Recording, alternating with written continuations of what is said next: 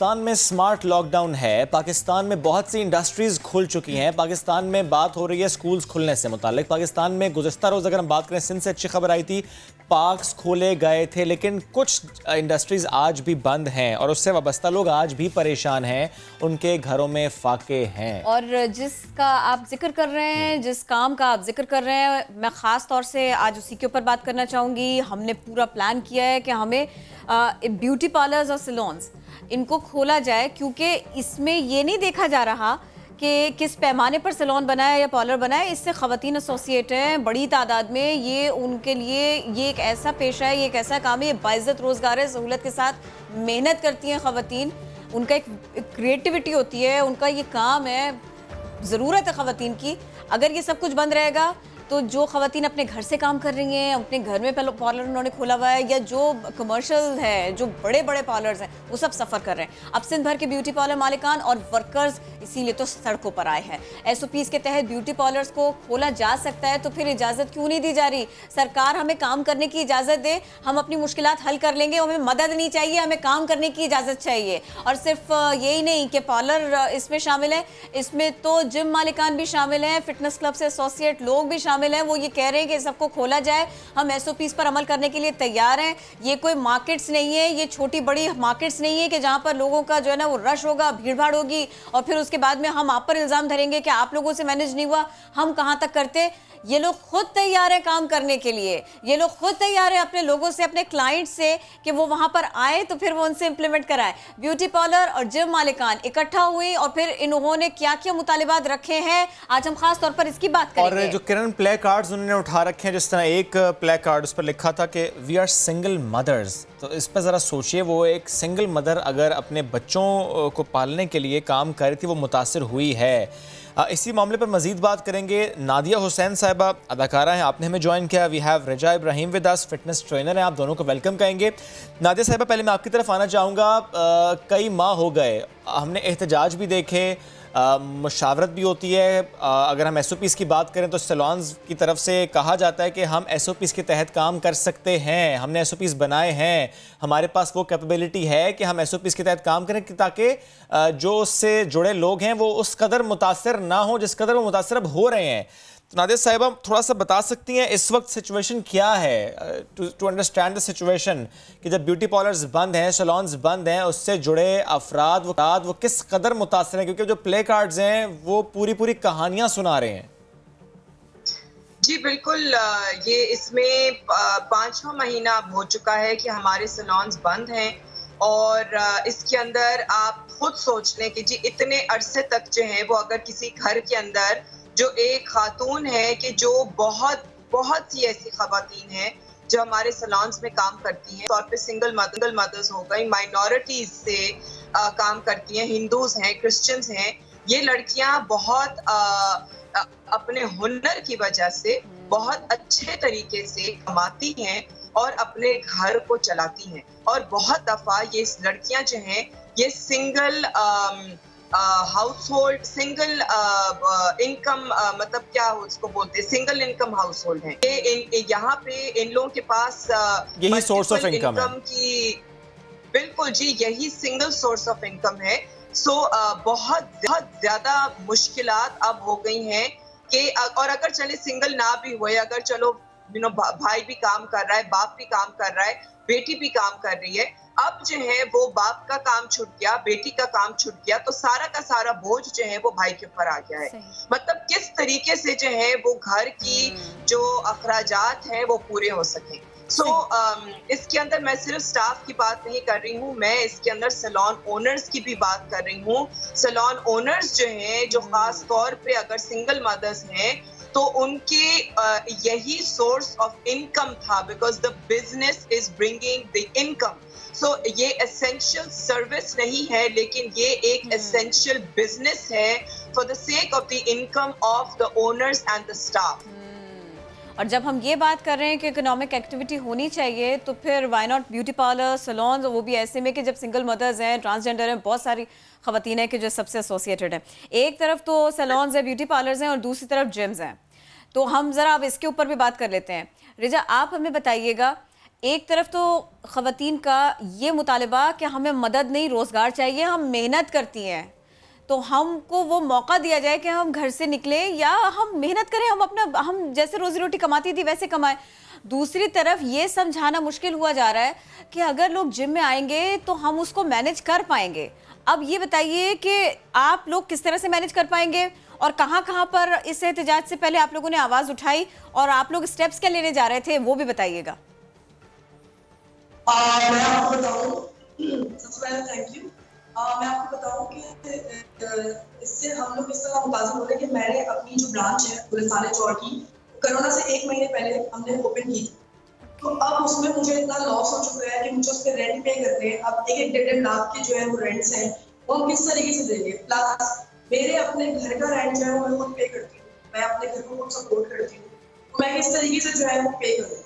Electricity के bills है, आपकी जो मेरा स्टाफ है, हमारी 3 ब्रांचेज है बेसिकली। मेरा ताल्लुक एक फिटनेस से है, हमारी 3 ब्रांचेज है, नॉर्थ कराची, गुलशन और गुलिस्तान चौर। तीनों ब्रांचेस के रेंट्स पे करना, प्लस मेरे 30+ जो है वो ट्रेनर्स हैं, जो स्टाफ है हमारा, उसको जो है उनकी सैलरीज देना, तो हमें तो स्टाफ हटाना पड़ेगा, ये उनका भी लॉस है। देखिए जिम्स बंद होना सिर्फ मेरा लॉस नहीं है या हमारे जिम्स का लॉस नहीं है, बल्कि ये लॉस जो है वो बेसिकली आवाम का भी लॉस है। किस तरीके से हमारी हेल्थ हमारी मुतासर हो रही है। हमारे पास जो क्लाइंट्स हैं या जो हार्मोनल पेशेंट्स हैं, फॉर एग्जांपल अब मेरे पास जो खवातीन आती हैं या जो लड़कियां आती हैं उनको पीसीओएस है, पीसीओएस की वो पेशेंट है, तो अगर वो घर बैठी रहेगी और वो डाइट और एक्सरसाइज नहीं करेगी तो उनका पीसीओएस इंक्रीज हो जाएगा। ठीक है, ये इंपॉर्टेंट पॉइंट है। मैं दोबारा आपकी तरफ आऊँगा। रजा, थोड़ी सी तो डिस्ट्रॉशन आ रही है। नादिर साहब, मैं दोबारा आपकी तरफ आना चाहूँगा। क्या हुकूमत सिंध से, नासिर हुसैन शाह साहब से या किसी और नुमाइंदे से सैलून एसोसिएशंस की कोई मुलाकात हुई, कोई मुशावरत हुई और उनसे पूछा गया कि जब पूरे पाकिस्तान में दीगर सूबों में सैलून्स खुल सकते हैं तो सिंध में क्यों नहीं? ये मामला एनसीओसी में सिंध की तरफ से क्यों नहीं उठाया गया, या बल्कि कहना ये चाहिए कि सिंध को क्यों नहीं कहा गया कि जब पाकिस्तान में खुल सकते हैं दीगर सूबों में तो सिंध में क्यों नहीं? जी, मेरी अभी रिसेंटली सईद गनी साहब से बात हुई थी 2 दिन पहले, इस प्रोटेस्ट से 1 दिन पहले मुलाकात हुई थी, तो उसमें मैंने यही पॉइंट रेज किया था कि जी अगर फॉर एग्जांपल पूरे पाकिस्तान में जो है वो ये इंडस्ट्री खुल गई है तो फिर कराची में क्यों नहीं, खासतौर पे सिंध में क्यों नहीं? तो उन्होंने कहा कि नहीं जी, ये फेडरल की तरफ से अलाउड नहीं है, और अगर और पूरे मुल्क में खुला हुआ है तो वो अनऑफिशियली खुला हुआ है। तो मैंने कहा कि अगर अनऑफिशियली खुला हुआ है तो फिर क्या पंजाब हुकूमत सो रही है कि जी वो जाके सैलून्स को सील नहीं कर रही है, और सिर्फ सिंध इतना एक्टिव हुआ है कि जी यहाँ पे कोई सैलून खुलता है तो पुलिस जो है वो आके फेरे मार रही है, सैलून्स को सील कर रही है। कुछ एरियाज में सैलून सील हो जाते हैं, कुछ एरियाज में कोई एक्टिविटी नहीं है, पूरी की पूरी सैलून्स खुले हुए हैं और पुलिस वहां पे सो रही है। नादिया, एक बात और, क्योंकि हमने देखा शुरू में कि जब लॉकडाउन था और मार्केट्स बंद थी तो हमने एहतजाज देखे, हमने एसोसिएशन की तरफ से एहतजाज देखे, और उन्होंने बल्कि कहा कि हमें अगर खोलने की इजाज़त नहीं दी जाएगी तो हम खोलेंगे। उन्होंने इतना प्रेशर बिल्ड किया कि फिर मुलाकातें भी हुई, फिर मुशावरत भी हुई, मामला एनसीओसी में भी गया, फिर सब खुला। उसके बाद उसको फॉलो किया रेस्टोरेंट एसोसिएशंस वालों ने, जो शादी हॉल एसोसिएशंस हैं, उन्होंने एहतजाज किया। अब आप लोग भी एहतजाज करें, यानी गवर्नमेंट चाहती ये है कि पहले एहतजाज किया जाए, पहले सड़कों पर निकला जाए, पहले खवातीन निकलें, उसके बाद सुनेंगे, उसके बाद बात होगी। बिल्कुल यही है। आई मीन बहुत इस वक्त आई वुड से कि हम लोगों ने तो बहुत मुहज़्ज़ब तरीके से जो है वो हम चलते आए हैं। पहले हम लोगों ने मुलाकातों की जो है वो कोशिश की कि जी हम मुलाकात करके, बातचीत करके, थोड़ा सा जोर डाल के जो है वो हम कोशिश करें कि हम लोग जो कुछ हम लोगों ने प्रेस कॉन्फ्रेंस भी की है, और इसके अलावा जो है, लेकिन कुछ भी नहीं हुआ। अभी भी जो है ये प्रोटेस्ट के बाद अभी मैं कुछ नहीं कह सकती कि जी कब और कैसे मामला आगे बढ़ेंगे। सरकार है नहीं, बिल्कुल। अच्छा, अब मैं चाह रही हूँ थोड़ा सा क्विकली, ये हमारा ईद का सीजन है, ये ईद का सीजन है कि जो हम मिस कर रहे हैं, फिर का सीजन है, और ये हम दूसरे बिजनेस में देख चुके हैं कि जिस वक्त जो एक सीजन है, जैसे हमने ईद कुर्बा पे भी देखा कि अगर आप देर से लोगों को काम करने की इजाजत देंगे तो फिर रश खुद आप बढ़ा रहे हैं। इससे पहले भी हमने ऐसे देखा था। अच्छा, अब मुझे ये बताइए, फिर मैं रजा की तरफ भी जाऊंगी। नादिया, आप बताइए, सैलून्स एसओपी के साथ में खुलने दीजिए, तो वो एसओपीज क्या क्या है? कुछ सर्विसेज हैं कि जिसमें फिर इंटरेक्शन थोड़ा बढ़ेगा, तो वो भी आप लोग नहीं करेंगे। अगर आप बिल्कुल 3, 4, 5 पॉइंट्स स्पेसिफिक होकर के बता दें तो ये प्लेटफॉर्म आपके पास है, आपके लिए भी बात करना आसान हो जाएगा, आगे जाकर अथॉरिटीज के लिए। देखिए, हम लोग जो है वो एटलीस्ट मेरे सैलून में हम लोग आते के साथ ही जो क्लाइंट है उसकी आउटर डिसइंफेक्शन करते हैं, उसके बाद उसका टेम्परेचर चेकिंग होती है। जो हमारा सारा स्टाफ है उन्होंने मास्क पहना हुआ है, उन्होंने फेस शील्ड पहना हुआ है, हर तरफ सैनिटाइजर्स रखे हुए हैं, और उसके बाद आवरली बेसिस पे जो है वो पूरे सैलून की स्प्रे से डिसइंफेक्शन होती है। ठीक है, सो बेसिकली इस डिजीज के अंदर, इस कोरोना के अंदर जो सबसे ज्यादा जो अहम बात है वो ये है कि आप अपने गंदे हाथों के साथ अपने मुंह, नाक और आंख को नहीं आप लोग इसका ख्याल रख रहे हैं। हम लोग अपनी स्टाफ के प्रोटेक्शन के लिए जबरदस्त, बिल्कुल अपनी स्टाफ के प्रोटेक्शन के लिए हम लोगों ने मैंडेटरी रखा है कि उनको मास्क एंड फेस शील्ड पहनना जरूरी है। और क्लाइंट को काम करने से पहले, क्लाइंट को छेड़ने के बाद आपने जो है वो प्रेफरेबली हाथ धोने, या अगर हाथ नहीं आप फौरन धो सकते तो एटलीस्ट फौरन सैनिटाइज करें। तो जगह की भी डिसइंफेक्शन होती है और पर्सनल हैंड्स की भी डिसइंफेक्शन होती है, और इसमें फेशियल्स भी हो सकते हैं, इस तरह से मेकअप भी हो सकता है, इस तरह से दीगर थोड़े से सर्विसेज ऐसे हैं कि जिसको बहुत इजीली किया जा सकता है। देखिए, आप थोड़ा इन्फॉर्मेशन मेरा भी है। रिजा, अब जरा आप बताइए मुझे, हम इतने सारे वुहान से लेके और यूरोप तक इतने सारे जिम्स के ऊपर ही, एसओपीज के ऊपर ही वीडियोस देख चुके, लेकिन चूंकि सिंध हुकूमत को ये बात नजर नहीं आ रही, समझ में नहीं आ रही, तो थोड़ा सा समझाइए कि अब जिम्स को ओपन करेंगे और एसओपीज के साथ करेंगे, भाई हमारा काम है, हमको कर लेने दीजिए, हम ऐसे करेंगे। तो वो मुझे जरा एसओपीज थोड़े से बताइए। तो फिर ये होगा कि वो जो आपके 30 लोगों का और थोड़े से लोगों का स्टाफ है और दीगर जिम के अंदर के लोग हैं ना, वो इस तरह बाहर आकर उनको प्रोटेस्ट नहीं करना पड़ेगा। वैसे ये भी मोटिवेटिंग होता है लोगों को एक्सरसाइज करने के लिए, उकसाए थोड़ा सा ना, बहुत गर्मी में करनी पड़ी इनको। प्लीज थोड़ा सा एसओपीज बताइए। मैं एक मैसेज देना चाहूंगी सिंध की जो हमारी जो हुकूमत, उसको ये बोलना चाहूंगी कि आप जो है ना, हमारे पास 10 स्टूडेंट्स, 10 लोग भेज दें और उनका कोरोना का टेस्ट करा लें। उन्हें कुछ भी नहीं होगा, बल्कि उनका इम्यून सिस्टम स्ट्रांग हो जाएगा, क्योंकि हमारा काम ही इम्यून सिस्टम स्ट्रांग करना है। हम तो वो लोग हैं जो लोगों को सेहत देते हैं, हम तो वो लोग हैं जो लोगों की बीमारियां दूर करते हैं। हमारे पास आके आवाम ठीक होती है, फ्रेश होती है, हमारा काम ही यही है। हमारे जो है वो उनको हमारे पास आके फायदा होगा। बेसिकली हम जो एसओपीज फॉलो कर रहे हैं उसमें जाहिर डिटॉल की मॉपिंग वगैरह, सैनिटाइजर्स हैं और मास्क है, प्लस हम यानी तमाम एसओपीज का ख्याल रखा जा रहा है। लेकिन रजा मुझे बताइएगा, जिस तरह कुछ सैलून से मुतालिक हम सुनते आए कि कुछ खुले हैं, जिम्स के बारे में भी ऐसा ही है? जिम्स खुले हैं? देखिए, ऐसा नहीं है कि जिम्स खुले हैं, लेकिन ये कि जाहिर होता है हम क्या कर सकते हैं। हमें इतना मजबूर कर दिया है इन लोगों ने, क्योंकि हमें किराया तो देना है। अब 1-1 लाख अगर हमारा किराया है तो हम किस तरीके से पे करेंगे? हमें कुछ तो करना पड़ेगा ना। लेकिन मैं बताऊं आपको, आवाम डर चुकी है। आपको मैं बताऊं कि मेरे ऊपर अब ये वक्त आ चुका है कि मैंने इन्वेस्टमेंट करने के लिए मैंने अपना जिम बेचने का सोचा है। मैंने पार्टनर बात करी कि मैं अपना जो है वो जिम ही जो है, यानी ये हालात यहाँ तक आ गए हैं कि अब आप जिम बेचने का सोच रही हैं। दैट मीन्स सिचुएशन अब बहुत वर्स हो चुकी है।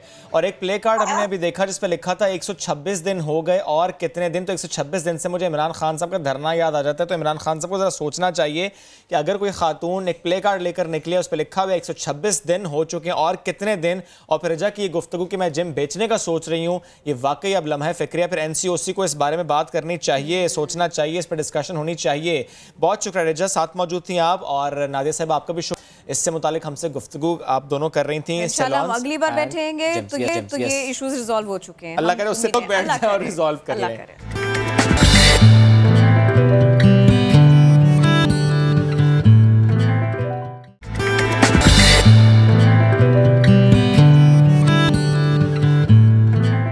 वायरस की वजह से इम्तिहानात नहीं हुए, हम सबको पता है, लेकिन रिजल्ट्स आए, नताइज आ गए। पेशावर बोर्ड ने मैट्रिक के नताइज का ऐलान किया। 100% नताइज आए, तलबा खुशी से निहाल है। अब 4 सदा के निजी स्कूल के एक तालिब इल्म ने तो रिकॉर्ड ही कायम कर लिया। उसने 1100 में से 1094 नंबर लिए, पेशावर बोर्ड में टॉप भी किया। मजीद बता रहे हैं इसी सिलसिले में समा के नुमाइंदे फयाज अहमद। खैबर पख्तूनख्वा में मैट्रिक नताइज का ऐलान हो चुका है और नताइज में 100% जो है वो नताइज बरामद हुए हैं, यानी जो मेजॉरिटी स्टूडेंट्स हैं वो पास हो चुके हैं। तरीक़ेकार यूँ था कि जो 9th के मार्क्स होंगे वो मैट्रिक वालों को वही मार्क्स दिए जाएंगे और उसके ऊपर 3% इजाफी मार्क्स भी उनको मिलेंगे। आज जब पेशावर में नताइज का ऐलान हुआ बोर्ड के, तो उसमें एक ऐसा स्टूडेंट भी सामने आया जिसने 1100 में से 1094 मार्क्स लिए हैं। वो होनहार स्टूडेंट इस वक्त हमारे साथ मौजूद हैं। अस्सलाम वालेकुम। वालेकुम अस्सलाम जी। क्या नाम है और कहाँ से ताल्लुक़ है आपका? अबू बकर सदीक़ मेरा नाम है, मैं शबकदर से ताल्लुक़ रखता हूँ जी। अच्छा, कितने मार्क्स हैं आपके? 1094 मार्क्स जी, आउट ऑफ 1100। अच्छा, कौन से स्कूल में आप पढ़ते थे? फ्रंटियर स्टूडेंट्स अकेडमी शबकदर कोट। अच्छा, ये बताइएगा कि 9th में आपके कितने मार्क्स हैं और जब आपको पता चला कि अब तो कोरोना वायरस की वजह से अब इम्तिहानात नहीं होंगे, तो कुछ अफसरदा खफा हुए थे आप? मैंने 9th में 539 मार्क्स हासिल किए थे और जब मुझे ये खबर हुई तो मैं बहुत खफा हुआ था जी। अब नताइज से आप खुश हैं? नताइज से आप जी नताइज से खुश हुई, बिल्कुल जी। अच्छा, तो आपने काफ़ी ज़्यादा मार्क्स लिए हैं और बोर्ड की हिस्ट्री में इतने ज़्यादा मार्क्स किसी ने नहीं लिए। क्या इरादा है आगे? और वालिदैन भी आपके साथ मौजूद हैं, घर वाले भी मौजूद हैं, टीचर भी मौजूद हैं। आगे के क्या प्लानिंग्स हैं, क्या करने का इरादा है आपका? आगे का प्लानिंग तो ये है कि मैं इंशाल्लाह मेडिकल डॉक्टर बनूंगा ताकि मुल्क कौम की खिदमत करूँ, देखो इंसानियत की खिदमत करूँ। ठीक है। जैसे कि इन्होंने बताया कि काफ़ी खुश हैं। जब इनको पहले पता चला कि इम्तिहानात मनसूख हो चुके हैं, अफसरदा थे क्योंकि काफ़ी मेहनत इन्होंने किया था, लेकिन अब जो है जब रिज़ल्ट इनके आउट हुए हैं तो काफ़ी खुश नज़र आ रहे हैं, मुतमईन भी हैं और इनका ये भी कहना है कि मुस्तकबिल में वो डॉक्टर बनना चाहते हैं और अभी डबल मेहनत करेंगे ताकि वो किसी अच्छे से मेडिकल कॉलेज में दाखिला ले सकें और आगे जाकर मुल्क कौम की खिदमत कर सकें। ज़बरदस्त, बहुत शुक्रिया फयाज़, आपने इनसे हमारी मुलाकात कराई। बढ़ते हैं आगे, आपको लेकर चलते हैं एशिया की सबसे बड़ी मवेशी मंडी। और आज यहाँ पर कौन से जानवर हैं जो कि आपको पुकारेंगे कि आए ज़रा विजिट करें इस स्टॉल का, क्योंकि इस स्टॉल में नाम बताएंगे आप मुझे? किरण, यहाँ ब्राउन की जोड़ी है। No Pappu, no Bablu. बबलू तो यहाँ पर नहीं है, शहजादा भी यहाँ पर नहीं है। यहाँ पर ब्राउन की जोड़ी है, भूरे की बड़ी यहाँ पर जनाब मांग है। गुलाबी, क्या गुलाबी, हो सकता है गुलाबा हो लेकिन नाम गुलाबी है। नहीं, मुझे गुलाबी को देखना है। ठीक है जी, तो हम आपको इन सब जानवरों से आज इनसे मुलाकात करेंगे, जरा पूछेंगे इनकी कीमत क्या है, खाते पीते क्या हैं, कितने लाखों में इनकी कीमत है, कितने मन के ये जानवर हैं, खाते पीते हैं जो इन्हें आके ले सकते हैं। मन को कौन सा जानवर भाई, और वो कितने मन का होगा, ये भी एक आम सवाल होता है। तो जनाब इस कैटल फार्म के मुंतजिम कमर जमान साहब ने हमें ज्वाइन किया, उनसे हम बात करते हैं। कमर साहब, शुक्रिया आपके वक्त का। थोड़ा सा बताएंगे ये ब्राउन की जोड़ी, ये भूरा, ये गुलाबी, ये कितनी कीमत है इसकी और इसमें सबसे भारी कौन सा है? जी, इस वक्त जो सबसे भारी है ये ब्राह्मण है, ठीक है, जो आपको इस वक्त नज़र आ रहा है। काया जो कीमत है वो इंशाल्लाह आपको कीमत का भी बता देंगे और मज़ीद आप देख के इंशाल्लाह इस चीज़ से खुश हो जाएंगे। ये तो कोई बात ना हुई कि शाम को बताएंगे, अभी बताएं सवाल अभी किया है, बताएंगे आप शाम को, अभी बताएं। साथ मौजूद हैं आप, साथ खड़ा है जानवर, पूछ रहे हैं कीमत, बताते नहीं है आप। नहीं, असल इनकी कीमत जो हमारे पास इस वक्त 2.5 लाख से लेके 25 लाख के दरमियान के जानवर हैं। अब इतने जानवर खड़े हुए हैं कि नहीं, मैं तो सबसे भारी वाला पूछ रहा हूँ ना, वो उसकी कीमत क्या है? जी, तकरीबन 25 लाख तक होगी। और वो जो गुलाबी है उसका बताएं, और अगर मुझे बता सकते हैं अगर पीछे कौन सा है, करीब में है गुलाबी? जी, मेरे पीछे जो ये जो गुजर रहे हैं, हाँ, गुलाबी खड़े हुए हैं पीछे। अच्छा, कीमत बताएंगे आप इनकी? मुझे खिलाते पिलाते क्या वो भी बताएं, और गुलाबी नाम क्यों रखा वो भी बताएं। इनको गुलाबी, ये इनकी खूबसूरती जो होती है ना, उसकी वजह से गुलाबी बोलते हैं इनके। और बकाया जो खाने पिलाने का है वो इनको, जो सर्दियों में हम लोग मक्खन खिलाते हैं, फिर इनको घी भी खिलाते हैं और दूध भी पिलाते हैं इनको। तो कराची में तो आजकल गर्मी है, चारा वगैरह जो होता है वो कराची में आजकल बहुत गर्मी है। तो अब आप मुझे ये बताइए कि ये इतनी धूप, इतनी गर्मी, अब उनका ख्याल कैसे रख रहे हैं, खिला पिला क्या रहे हैं? क्योंकि अभी तो ज्यादा ख्याल रखना पड़ रहा होगा इनको। जी, ज़्यादा ख्याल रखना पड़ता है, इनका देखना पड़ता है, इनको नहलाना पड़ता है। थोड़ा सा मुझे बताएंगे कमर साहब कि जब भी हम रोज़ाना बात करते हैं जानवरों से मुताल्लिक और हम कहते हैं कि अच्छा इतने मन का जानवर है, ये दूध भी पीता है, ये मक्खन भी खाता है, ये देसी घी भी खा जाता है, तो ये जो इतने भारी भरकम से जानवर बनते हैं, इसमें तो चर्बी बहुत ज़्यादा नहीं हो जाती होगी, जिस तरह से इनके खुराक का आप भी बता रहे हैं और बाकी भी हमें कैटल फार्म के ओनर्स बताते रहे हैं। अच्छी लगती है चर्बी, लेकिन ये कि जब सर्दियाँ आती हैं तो हम इनको गर्म जगह रखते हैं, इनको गर्मी में रखते हैं कि ताकि इनको ज़्यादा सर्दी न लगे। और जब ज़्यादा गर्मियाँ आती हैं तो फिर हम इनको बिल्कुल खुली जगह रखते हैं जहाँ हवा वगैरह आ जाए।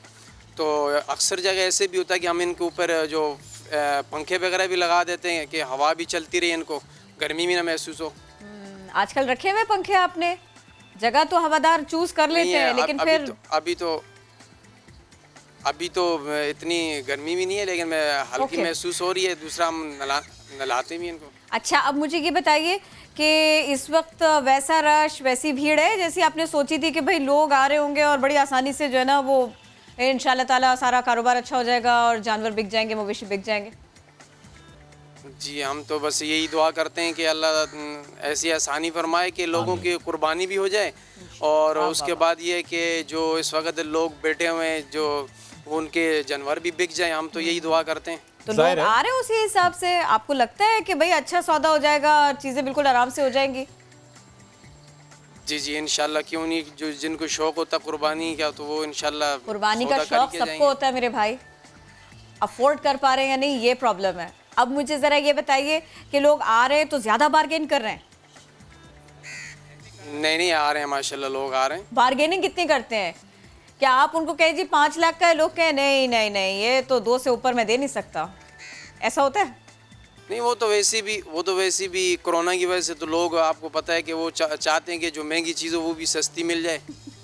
ज़ाहिर है वो कोशिश करते हैं जितने पैसे बच जाए, लेकिन थोड़ा सा बताएंगे। हाँ, वो तो कोशिश करते हैं कि भाई कम ही कम हो। ऐसा ही है, और ज़ाहिर आपकी कोशिश है कि जितना उसमें आप ज़्यादा मुनाफा कमा सके, लेकिन थोड़ा सा बताएंगे जब मुनाफे की हम बात करते हैं, ये जो जानवर आपके पास मौजूद हैं जो कि 5 लाख से 25 लाख तक के हैं, एक जानवर लेट्स से जो कि सबसे भारी जानवर आपके पास 25 लाख का है, वो कितने का जानवर था? वो 2-3 साल में उस पर कितना खर्चा हुआ, कितना मुनाफा उससे आप कमा पाएंगे, उम्मीद क्या होती है आपकी?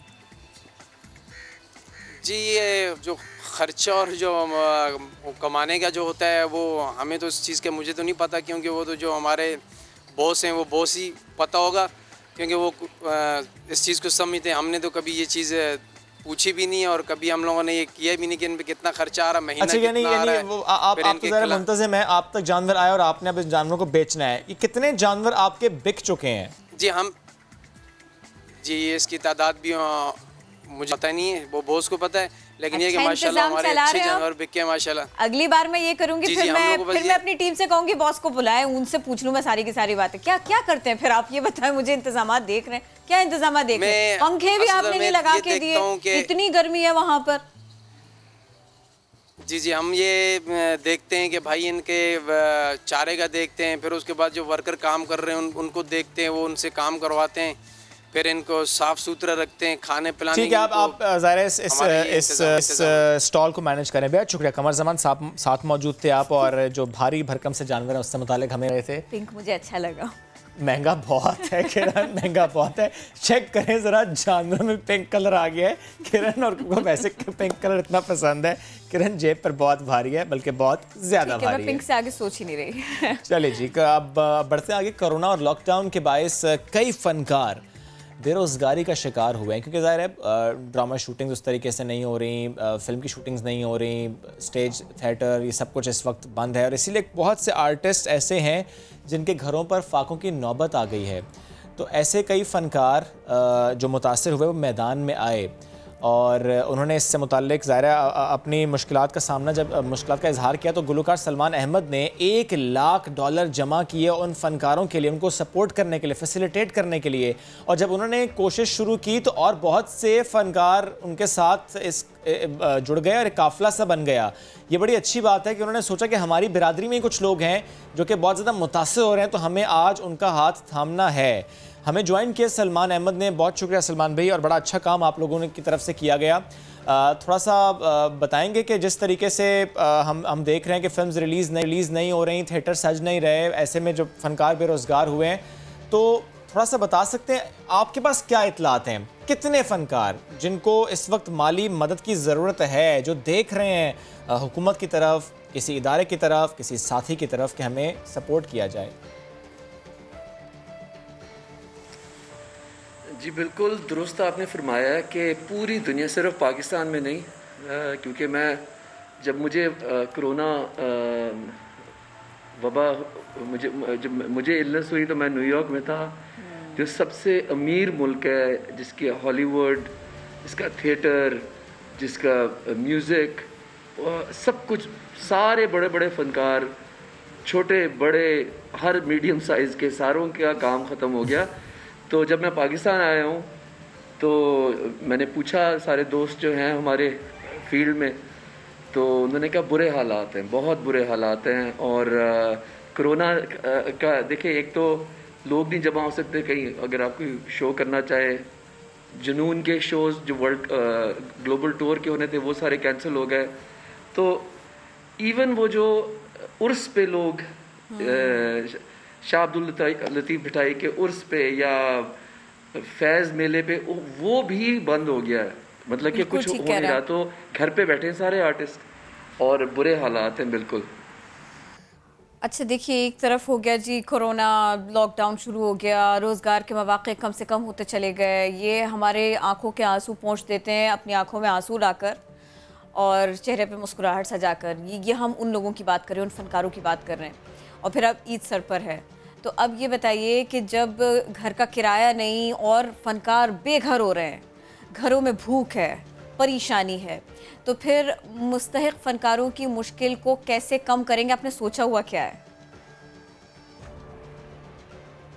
जी देखिए, जब मैं क्वारंटीन में था ना, मुझे ये कोविड-19 जब हुआ तो मैं 14 दिन के लिए क्वारंटीन में चला गया। उस दौरान सोचने को बहुत ज़्यादा वक्त मिला। तन्हाई में मैंने ये अल्लाह से दुआ मांगी, मैंने कहा या अल्लाह मुझे सेहत तू दे दे, तो मैं सारी ज़िंदगी तेरे लिए करता आया हूँ, लेकिन मैं और ज़्यादा जुनून के साथ तेरे लोगों की मदद करूँगा। तो फिर मेरे ठीक हो गया। तो समीना, डॉक्टर समीना जो मेरी वाइफ हैं, हमारा इदारा है SSGWI, तो उसके लिए मैंने ये सोचा कि हम जो कोविड इफेक्टिव पाकिस्तान में हैं उनकी मदद की जाए। तो अल्हम्दुलिल्लाह ओवरसीज़ पाकिस्तानीज़ की तरफ से $1 लाख जो है वो इकट्ठा हुआ है। और वो फिर मैंने पाकिस्तान में जो Pakistan prime minister Covid fund है, खुर्शीद आलम साहब, उनसे बात की। तो मैंने कहा कि ये मुस्तहक लोगों को जाना चाहिए, उनका तरीका है, जिस तरह एहसास का भी उन्होंने, उनका एक बड़ा अच्छा ट्रांसपेरेंट तरीका है लोगों तक इमदाद पहुंचाने का। लेकिन मैंने उनसे अभी रिक्वेस्ट की 2 दिन पहले कि जो पाकिस्तान में जो आर्ट्स के साथ ताल्लुक़ जिनका रखता है, जो राइटर्स हैं, जो शायर हैं, सिंगर्स, जो लाइटें और ये कैमरा कैरी करने वाले लोग, सब जो हैं मतलब मुश्किल में हैं, उनका मतलब कि ना रोज़गार बिल्कुल बंद हो गया है, तो कुछ करें। तो उन्होंने कहा बहुत अच्छा इसका आपने सजेस्ट किया है। तो एक लिस्ट है जो हम प्रिपेयर कर रहे हैं पूरे पाकिस्तान की, मतलब कि सारे इलाकों से, कराची, सिंध, बलोचिस्तान, KP, पंजाब, वाह वाह वाह, जो मुस्तहिक लोग हैं ना। आज मेरी बात अली ज़फ़र से भी हुई, अली अज़मत से हुई, आतिफ असलम, तीना सानी, सारे जो बड़े बड़े आर्टिस्ट हैं, उनको मैंने कहा हमें मिलके, क्योंकि ये कोरोना का जो वबा है इसका कुछ पता नहीं कि कब ये काम शुरू होगा। तो हमने कहा कि मैंने कहा मुझे लिस्ट दे, वो भी अपनी मदद ज़रूर करेंगे सारे। तो ये मैं अपना हिस्सा डाल रहा हूँ, समीना और मैं अपना हिस्सा डाल रहे हैं। ठीक, सलमान भाई मैकेनिज्म शेयर करेंगे? फॉर एग्जांपल बहुत से आर्टिस्ट जो कि आपसे कांटेक्ट करें कि हमें सपोर्ट चाहिए, तो ये फंड्स की तकसीम किस मैकेनिज्म के तहत होगी? हाँ जी बिल्कुल, देखिए मैंने ना क्योंकि वज़ीर आज़म इमरान खान का जो ये स्टिमुलस था ना, जो तकरीबन $8 अरब का स्टिमुलस जो एहसास प्रोग्राम है, ये एक बड़ा ज़बरदस्त, पाकिस्तान की तारीख़ में ऐसे कभी हुआ नहीं है कि गरीब से गरीब तक ख़ानदानों को 12-12 हज़ार रुपये मिले हैं, और बड़ा कामयाब ये गया है। तो मैं समझता हूँ उसी तरह के हमें भी जो है, जो हमारी कम्युनिटी है, जो आर्टिस्ट की, जो फिल्म में शायर, प्ले राइट्स, टेक्निकल जो पर्सनल है, इंजीनियर्स हैं, प्रोड्यूसर्स हैं, हम उसी तरह करके उनकी भी मदद करें। और देखें, ये एक दफ़ा कोरोना आई है, इससे हमें सीखना चाहिए कि दुनिया बदल गई है बिल्कुल, ठीक है ना। तो अब यूनिटी चाहिए, जिस तरह कायद आज़म ने कहा ना कि तंजीम, इत्तेहाद, ईमान। हमें पाकिस्तानियों को मिलके एक दूसरे की मदद करनी है। और ये जो हम कदम, एक छोटा सा कदम है, कतरा है, बल्कि शर्म आती है कि टीवी पे बता रहे हैं, लेकिन इसलिए कि इससे ना ज़रा लोगों में यूनिटी बढ़े। और भी जो लोग हैं, चाहे वो राशन दे दें या 20 रुपए दे दें, सब बहुत ज़रूरी जो भी है आप करें। हमने जो हमारी तरफ से हो सकता था हमने कर दिया। और मैं ये कहूँगा, मेरी रिक्वेस्ट होगी आर्टिस्ट से कि एक हमें अपना एक इदारा बनाना चाहिए। वो ऐसा इदारा होना चाहिए कि जो फिर इंश्योर्ड करे आर्टिस्ट को कि खुदा ना खास्ता फिर कभी कोई वबा आ जाए या कोई और आफत आ जाए तो आर्टिस्ट जो हों, ये ना हो कि 4-4, 5-5 महीने तक बिल्कुल बेरोज़गार हो जाएं। सोचा आपने, लेकिन फिर दीगर फनकारों ने भी आपका साथ दिया। कुछ बताना चाहेंगे आप हमें इस सिलसिले में कि कितने ऐसे फनकार हैं कि जो कंट्रीब्यूट कर रहे हैं, जो ये चाहते हैं कि फनकार बिरादरी, कोई एक भी फनकार, कोई एक भी आर्टिस्ट, कोई एक भी टेक्नीशियन ऐसा नहीं हो जो छूट जाए, जो हमारे रास्ते से जो दूर अपने आप को फील करे। तो ये बताइए कितने कितने लोग हैं कि जो आपका साथ दे रहे हैं या वो आगे बढ़कर कुछ काम करना चाहते हैं मुस्तकबिल में आपके साथ में इस सिलसिले में? सब जी, वाह सब मैं उनकी मदद कर रहा हूँ। जिस तरह अभी देखिए, मैं बताता हूँ, मेरे दोस्त, सारे दोस्त हैं हमारे, ठीक है ना, जितने भी इस मुल्क में हैं, हर फील्ड, ये नहीं कि सिर्फ पॉप म्यूज़िक या रॉक म्यूज़िक, इसमें कवाली, क्लासिकल, फोक, फिल्म, टीवी, जो आप देखते होंगे टीवी के आपके जो मॉर्निंग प्रोग्राम्स होते होंगे, उधर भी म्यूज़िक, लाइव म्यूज़िक प्ले करते हैं जो बैंड्स हैं, तो उनको भी मैंने फ़ोन किया। सारे मुश्किल हालात में सारे कह रहे हैं कि सलमान भाई ये कुछ ये कदम उठाएं इस पे। तो मैंने कहा ठीक है, इंशाल्लाह करेंगे। लेकिन एक इससे देखिए, एक तो मदद है, दूसरी बड़ा पैगाम जो है वो ये है कि ईद आ रही है। और हमने इस वक्त माशाल्लाह कोविड को फ्लैटन कर दी कर्व, मतलब कि जो जंग है कोविड के खिलाफ वो पाकिस्तान जीतना शुरू कर रहा है। हम ये नहीं चाहते कि फिर से जिस तरह पिछली ईद पे सारे लोग इकट्ठे हो गए, भूल गए कि जी कोविड है और एकदम वो स्पाइक हो गई। तो मेरी यही है, मैं देखिए मैंने खुद इस इंटरव्यू में ये मास्क पहना हुआ है, फासला रखा हुआ है, आपके कैमरामैन से भी आप फासला रखें। हम इंशाल्लाह, हमारी कुर्बानी ये है कि हम आपको जो भी वो लोग हैं उनको ईदी देंगे, ऑनलाइन कुर्बानी देंगे। और इंशाल्लाह ताला आर्टिस्ट जो हैं उनका बड़ा सुनहरी फ्यूचर है पाकिस्तान में इंशाल्लाह ताला।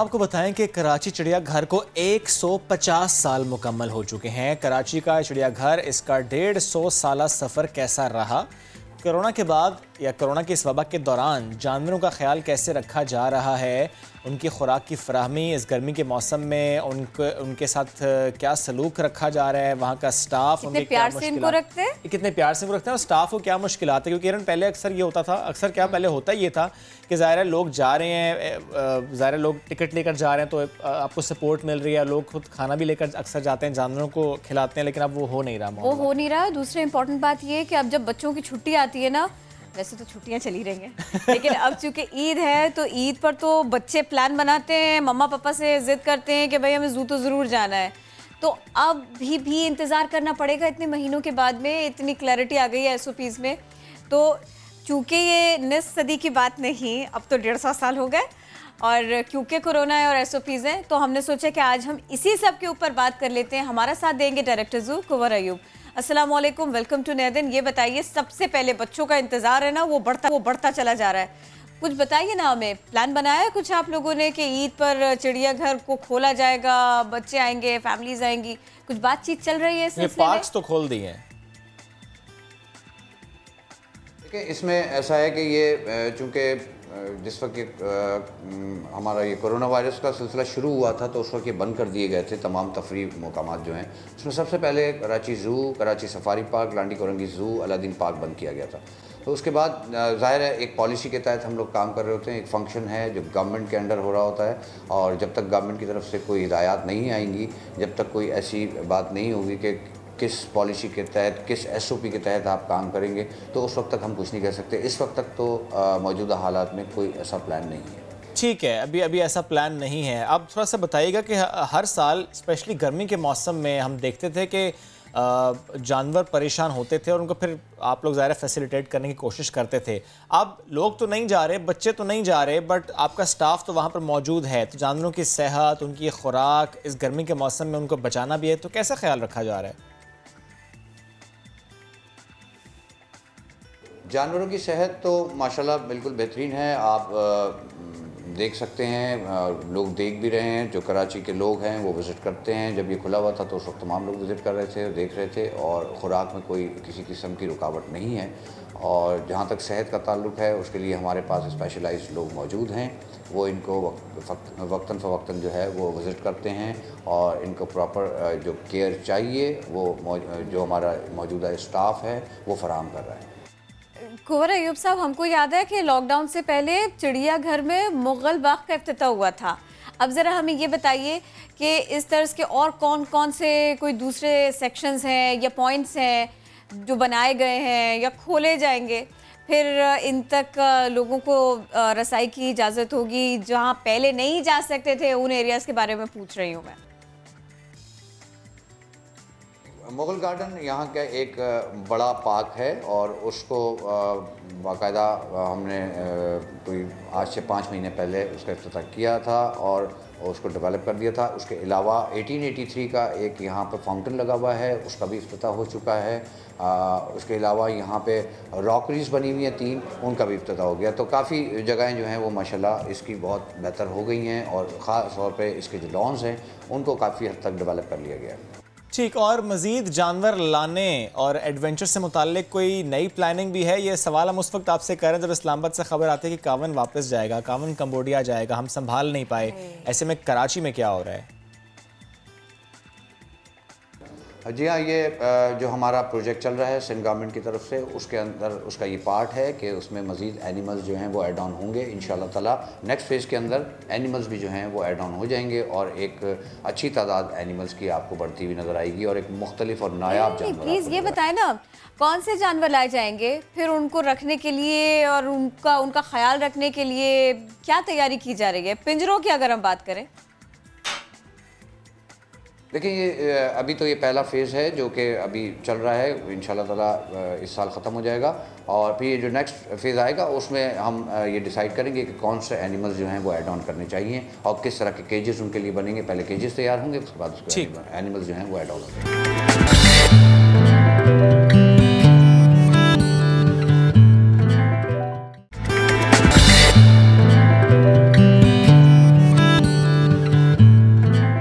भुट्टो जरदारी नैब पर तो तनकीद की नेशनल बरसा, इस पर हमने कमेंट भी ले लिया हलीमदल शेख साहब से, लेकिन जो ऑपोजिशन की APC है उसकी कोशिशें भी तेज़ हो रही हैं और APC को लीड कौन करेगा, ये एक अहम सवाल है।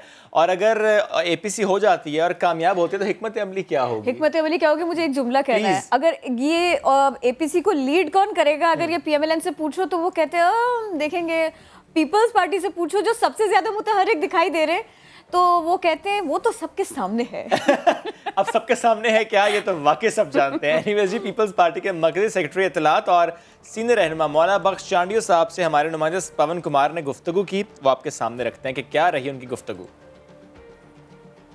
जी बिल्कुल, पीपल्स पार्टी के सीनियर रहनुमा मौलाना बख्श चांडियो साहब हमारे साथ हैं क्योंकि सियासत में बहुत ही गहमागहमी चल रही है और कल पाकिस्तान पीपल्स पार्टी के चेयरमैन बिलावल भुट्टो साहब ने नेब पर भी सख्त तनकीद की है। इस हवाले से ईद कुर्बा भी करीब है, उस पर भी बात करेंगे और जो सियासी माहौल गहमा गहमी पर चल रहा है उस पर भी मौलाना बख्श चांडियो साहब से मुख्तलिफ जो सवालात है वो लेंगे। मौलाना बख्श साहब, आपकी बड़ी मेहरबानी, आपने हमें अपना टाइम दिया है। आपकी मेहरबानी। ये बताइएगा कि कल बिलावल साहब ने नेब पर सख्त तनकीद, ये आप सवाल से क्या कहेंगे? मेरे ख्याल में बिलावल साहब ने कभी भी गलत मौक़िफ़ अख्तियार किया ही नहीं। फौरी तौर पे हुकूमत और उनके मुखालफिन कितने भी तबसरे करें, लेकिन थोड़े ही वक्त में बिलावल साहब के मौक़िफ़ को कौमी मौक़िफ़ समझा गया है, दुरुस्त मौक़िफ़ समझा गया है। ऐसा कोई महज़ब मुआशरा नहीं है जो एहतसाब को तस्लीम ना करे। या एहतसाब के कवानीन को न माने, ऐसा मुमकिन नहीं है। और ये मजाक हो जाएगी अगर कोई इतनी लेवल का रहनुमा हो और एहतसाब को न माने। यहाँ मसला एहतसाब के कारण नहीं है, यहाँ एहतसाब के नाम पे जो इंतकाम हो रहा है, इंतकाम किया जा रहा है, इंतकाम के दस्तूर को अपनाया जा रहा है, उसकी मुखालफत की गई है। बिलाशुबा नेब इदारे को गैर जानिबदार होना चाहिए और वो एहतसाब ऐसा होना चाहिए जिसमें अपने पराई की तकसीम ना होनी चाहिए। आदमी का चेहरा देखकर, हुकूमत और पार्टियों का चेहरा देखकर एहतसाब ना करें, उसका अमल देखकर एहतसाब करें। जी मौलाना बख्श साहब, आपने ठीक कहा है। इसके साथ साथ ये बताइएगा, आल पार्टीज़ कॉन्फ्रेंस भी होने जा रही है, बताइए कब तक आल पार्टीज़ कॉन्फ्रेंस कब तक होगी? इसके साथ साथ जो है कौन लीड करेगा? पीपल्स पार्टी लीड करेगी या नून लीग आल पार्टीज़ कॉन्फ्रेंस लीड करेगी? देखिए, सियासी जद्दोजहद में लीड करने का सवाल बाद में आता है, पहले तो सियासी जद्दोजहद शुरू हो जाए। अल्लाह करे दूसरी सियासी हमारी अपोजिशन की पार्टियाँ इस नुक्ते पे जमा हो जाएं और अमलन कुछ करें और मिलकर करें। अकेले तौर पे करके देख लिया है सब लोगों ने, कुछ नहीं होगा। इज्तिमाई जदोजहद होगी तो फिर जो अमल करेगा अवाम खुद ही उसकी लीड को तस्लीम करेगा। बात तो दुरुस्त यही है। ठीक है मौलाना, कब होगा इसका मुझे इल्म नहीं है कि तारीख तो कायदीन तय करेंगे, मेरे कायद भी वहाँ हैं, तय करेंगे तब मैं बता सकूँगा। वक्त से पहले तो मेरा ख्याल है आजकल तो नजूबी भी नहीं बता रहे कि होगा क्या। मौलाना साहब, हम सियासत पर तो बात करेंगे मगर ईद कुर्बान करीब है, आप ये बताइएगा किस जानवर की आप कुर्बानी करेंगे? क्योंकि कोविड-19 की सिचुएशन भी है, सारा माहौल जो है वो आगे पीछे, आप किस तरह देख रहे हैं, क्या कुर्बानी करेंगे? देखिए, अल्लाह ताला को हमारे कुर्बानी के लिए किए हुए जानवर के गोश्त, खून या हड्डियों की ज़रूरत नहीं है, नीयत देखते हैं। हर आदमी अपने हैसियत के मुताबिक कुर्बानी करेगा, जो भी जानवर वो अपने हैसियत के मुताबिक करेगा, अल्लाह ताला वो कबूल करने वाले हैं। हम भी अपने हालात के मुताबिक, मेरे ख्याल में बकरी सबसे आसान है बेचारी, और वही ज़बह होती है और उसको हर आदमी पसंद करता है कुर्बानी के लिए। तो हम भी इंशाल्लाह, लेकिन कभी 2 कभी 3 होती हैं, जब बेटे यहाँ होते हैं तो वो भी करते। इस बार भी इंशाल्लाह एक अच्छा खासा खूबसूरती में आपसे कम बकरे की कुर्बानी करेंगे। बोला भाई साहब, ये बताइएगा ईद से पहले या ईद के बाद कोई सियासी कुर्बानी आपको नज़र आ रही है? देखिए, मेरे एक मोहतरम मुकर्रम सियासतदान थे, वो ऐसी बातें करते थे। मैं अपनी सतह इतनी नहीं बड़ी महसूस करता हूँ। मैं पाकिस्तान की सियासत को देखकर तो कुछ बात कर सकता हूँ कि ये होगा, कुर्बानी किसकी होगी ये मैं नहीं कह सकता। जब भी जिसको कुर्बान किया गया है उसका नतीजा अच्छा नहीं निकला है। मौलाना साहब, थोड़ा सा ये बताइएगा हमें कि जो पीटीआई की जो गवर्नमेंट है वो कितना अरसा मज़ीद चल सकती है? आप इस हवाले से हमें क्या कहेंगे? क्योंकि कुर्बानी के बारे में आप बता चुके हैं कि अपने हिसाब से करेंगे, मगर आपकी ख्वाहिश है कि बकरे की कुर्बानी की जाए। तो हमारा सवाल ये है आपसे कि ये बताइएगा क्या लगता है कितना अरसा पीटीआई की जो हुकूमत है मज़ीद चल सकेगी? एक है हुकूमत का चलना है, एक है हुकूमत का घसीटना। तो घसीटे तो 20 साल तक भी गए हैं, 11 साल तक भी घसीटे गए हैं, हुकूमत नहीं होती। ये हुकूमत यहाँ तक चल चुकी। अभी आप पीछे 3-4 महीने जाएं तो आपको लगेगा उसके बाद हुकूमत नहीं है। हर सियासी जो नामजदगी है उनको उन्होंने रद्द करके उसके ऊपर कोई और लगा दिया गया है। ये सियासी हुकूमत नहीं है, ये जमहूरी हुकूमत नहीं है। और अब तो इसके इंतज़ामात को देख के लगता है ये हुकूमत ही नहीं है। अब घसीटने वाले कब तक घसीटेंगे इसका मुझे इल्म नहीं है। जी बिल्कुल, पीपल्स पार्टी के सीनियर रहनुमा मौलाना बख्श की आपने गुफ्तगू सुनी है। वो कह रहे हैं कि जो पीटीआई के जो दिन चल रहे हैं वो आप देख रहे हैं किस तरह चल रहे हैं, मगर ये तो नहीं कह सकते कितने अरसा मज़ीद चल सकते हैं। अगर वो ईद पर जो कुर्बानी करेंगे तो उनकी ख्वाहिश है कि जो बकरे की जो है वो कुर्बानी की जाए। जी, मैं ये चाह रही थी क्या हमारे पास कुछ ताज़ा मनाज़र है जिसमें हम ये दिखा सके आजकल मार्केट में क्या इन नहीं है, मार्केट में क्या क्या मौजूद है। और जो हम रोज़ मैं और शोएब बात कर रहे होते हैं ना कि भाई ये जो मवेशी है ना, इनको बड़े नाजों से, बड़ी मोहब्बत से, बड़ी केयर के साथ पाला गया है, इनके चारे का ख़ास तौर पर ध्यान रखा जाता है। और बाज़ तो ऐसे नखरीरे बैल, बकरे, गाय होते हैं कि ये चारे को खातिर में नहीं लाते, ये तो मक्खन खाते हैं, दूध उड़ाते हैं। तो भाई कौन है ये लाडले प्यारे लाल बादशाह, पिंक ब्राउन हसीन और जमील खूबसूरत बड़ी बड़ी आंखों वाले मासूम चेहरों वाले मवेशी और खूबसूरत नामों वाले। तो हम रोजाना आपको एक स्टॉल लेकर जाते हैं और वहाँ के जो भारी भरकम जानवर हैं वो आपको दिखाते हैं और साथ ही डराते हैं। डराते इस तरह से हैं जब उनकी कीमत सुनते तो आप और मैं मिलकर डर जाते हैं। लेकिन शुएब मैं और आप तो इस पे भी हेल्प करते हैं ना कि भाई बार्गेन करे तो कैसे। और देखिए हम तो फौरन लाखों गिरा देते हैं। 3 लाख तो यूं गिरा दिए, ऐसे गिरा दिए हमने 5 लाख गिराए थे। आज हम फिर थोड़े दाम गिराए या बढ़ाएं, बताए पहले पूछ तो दाम है कितने जानवरों के। तो आज हम एक स्टॉल आपको लेकर जा रहे हैं। एशिया की सबसे बड़ी मवेशी मंडी में ये स्टॉल लगा हुआ है। उनके मुंतजिम फैसल मुस्तकीम साहब हमें ज्वाइन कर रहे हैं। फैसल साहब शुक्रिया आपके वक्त का आपने नया दिन को ज्वाइन किया। फैसल ज़रा बताएंगे आपके स्टॉल में कितने जानवर हैं और सबसे भारी जानवर कितने मन का है और जिसके मन को भाएगा उसे कितनी कीमत देनी पड़ेगी? हमारे कैटल फार्म के अंदर माशाल्लाह से 50 से अबव जानवर हैं और सबसे भारी जानवर जो है हमारे पास लाल बादशाह है जो 25 मन से ऊपर है, 25 से 27 मन का उसका वेट है। फैसल मुझे ये बताइए हर स्टॉल में एक लाल बादशाह क्यों होता है? जरूर निकल के आता है। बस ये नाम इस यूनिक सा नाम होता है इसलिए हर कोई अपने जानवर का नाम लाल बादशाह देता है, लेकिन हमने तो अपने जानवर का नाम 1 साल पहले ही रख दिया था। ठीक है, 1 साल पहले आपने इसका नाम रखा लाल बादशाह। ये जरा लाल बादशाह के नखरे तो बताएं कि खाते क्या है? सादा चारा तो खाते नहीं होंगे, ये भी खाते होंगे। घूमने फिरने का भी शौक है, उनको ले जाना भी पड़ेगा, सैर भी करानी पड़ेगी। जी हम इनको देसी वनडे के ऊपर फीड देते हैं और इन पे मतलब को उसमें बादाम हो गए, पिस्ते हो गए और डेली इनको 14 किलो दूध दिया जाता है और देसी घी दिया जाता है। जानवर को 14 किलो दूध? जी बिल्कुल। फैसल ये थोड़ा ज्यादा नहीं हो गया? नहीं हम और इनको देसी वनडे पे हम बिल्कुल प्योर देसी वनडे के ऊपर इनको तैयार करते हैं। हम इनको कोई इंजेक्शन वगैरह के ऊपर नहीं करते, जैसे जो दूसरे जानवर होते हैं वो इंजेक्शन के ऊपर तैयार होते हैं, वो जल्दी ग्रो कर जाते हैं। वो सारे यही कहते हैं कि हम तो देसी खुराक खिला रहे हैं, कोई भी नहीं कहता इंजेक्शन के जरिए ग्रो। नहीं ये कैसे पता चले? अच्छा फैसल मुझे बताएं, फॉर एग्जांपल फैसल मैं जाता हूँ मंडी और मैं देखता हूँ जानवर है बड़ा अच्छा पलाया भारी भरकम सा और मैं कहता हूँ अच्छा ये मुझे बड़ा खूबसूरत और पसंद आ रहा है, लेकिन ये मुझे कैसे मालूम होगा देख कर उसको कि ये इंजेक्शन तो नहीं लगे हुए इसको, ये वाकई इसने देसी खुराकें ही खाई हुई हैं? ये कैसे पता चलेगा मुझे? कहेंगे तो सारे ये कि देसी खुराक खाई है। नहीं जो देसी वनडे के ऊपर ग्रो होते हैं, जो देसी वनडे के ऊपर तैयार किए जाते हैं, उनको हाथ लगाने से देखने से पता लग जाता है, लेकिन जो इंजेक्शन के ऊपर होते हैं उनकी जो स्किन होती है वो बड़ी डैमेज हुई हुई होती है और उनकी स्किन लटकना शुरू हो जाती है।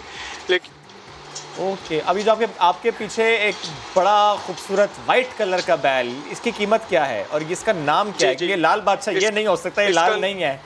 नहीं इसका नाम है मिस्टर वाइट और इसकी डिमांड है 15 लाख रुपए। 15 लाख रुपए? अच्छा तो ये बताइए ना, 15 लाख रुपए इसकी डिमांड। तो 15 लाख के लिए अगर कोई स्टार्ट करता है सोचना, फिर आपके पास वो आता है थोड़ा बार्गेन करता है, 12 साढ़े 12 में दे देंगे क्या? जी नहीं हम इसको 10 तक दे देंगे इंशाल्लाह। ओके जबरदस्त है, ठीक है। क्या बात है किरण, आपको और नीचे से शुरू करना चाहिए था, आपने कम मार्जिन दिया है। और इसके साथ में वो जो इसकी सच की चीजें होती है वो फ्री देंगे आप? जी बिल्कुल फ्री देंगे, हम अपना टेक भी देंगे और हमारे पास 1 लाख से स्टार्ट है और 25 लाख तक के हमारे पास जानवर है। 1 लाख का जानवर आपके पास है, ये 1 लाख के बैल से मुताबिक थोड़ा सा बताएं हमें कि कितने मन का है वो क्या खाता रहा है? वो महंगा मतलब महंगा तो है लेकिन उतना महंगा नहीं है। जी नहीं इतना महंगा नहीं है, लेकिन वो भी देसी वनडे पे तैयार किया जाता है, लेकिन उसको बादाम पिस्ते वगैरह तो खैर नहीं खिलाते, लेकिन तैयार इसी तरीके से किया जाता है जैसे सारे जानवर तैयार होते हैं। फैसल उसका क्या कसूर है? कैसे बादाम पिस्ते नहीं खिलाए? उसे पसंद नहीं थे या खत्म हो गए थे? लाल बादशाह सारे खा गया था। नहीं खत्म तो नहीं हुए थे सर, लेकिन उनको भी खिलाते, लेकिन उनकी अपनी अपनी फीड होती है। ओके ये जब हम कहते हैं ना कि इस जानवर की ये खुराक, अच्छा ये इसकी जानवर की कैपेसिटी थी कि इसको इतना खिलाएंगे तो इतना इसका गोश्त बढ़ जाएगा, ऐसा होता है कि जितना खिलाएं जिस जानवर को भी वो उतना ही पलता जाएगा?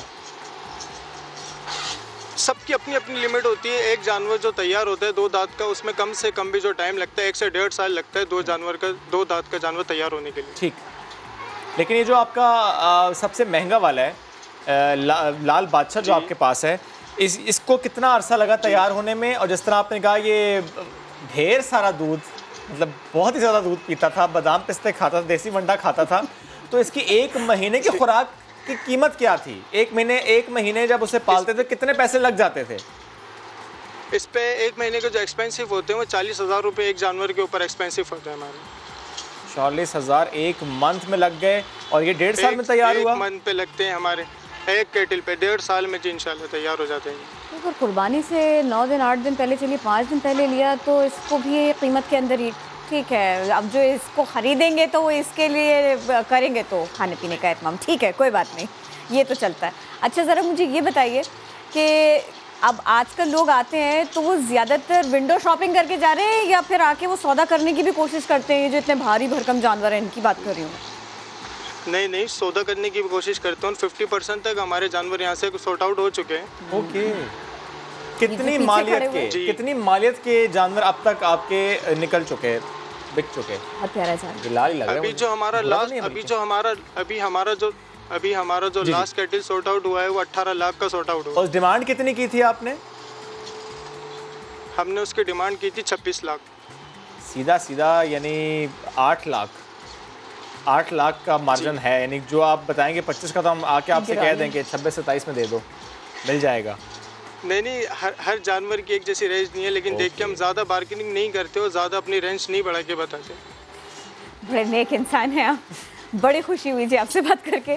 Thank you so very much. अगर हम दिखा सके थोड़ा सा 1-2 बेल प्लीज़ पीसीआर थोड़े से, देखे ना क्या बात है। ये प्यारा है, ये भोला है।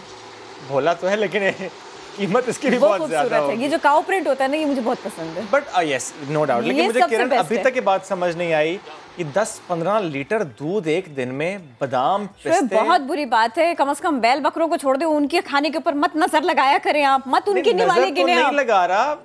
नजर तो नहीं लगा रहा, लेकिन फिर मैं समझ नहीं आ रही है इतना ज्यादा खाएंगे तो उसके बाद किरण डाइट भी करते हैं। खुश हो जाए, उन्होंने 5-5, 8-8 लाख यूं करके गिराया था। ये बात तो ठीक है किरण, लेकिन मेरा सवाल वहीं का वहीं है, ये हाई फैट जो करवाइयाँ ना, जो हाई फैट किस्म के खाने खिला रहे हैं, फिर वॉक शॉक भी कराते हैं इनको कि नहीं?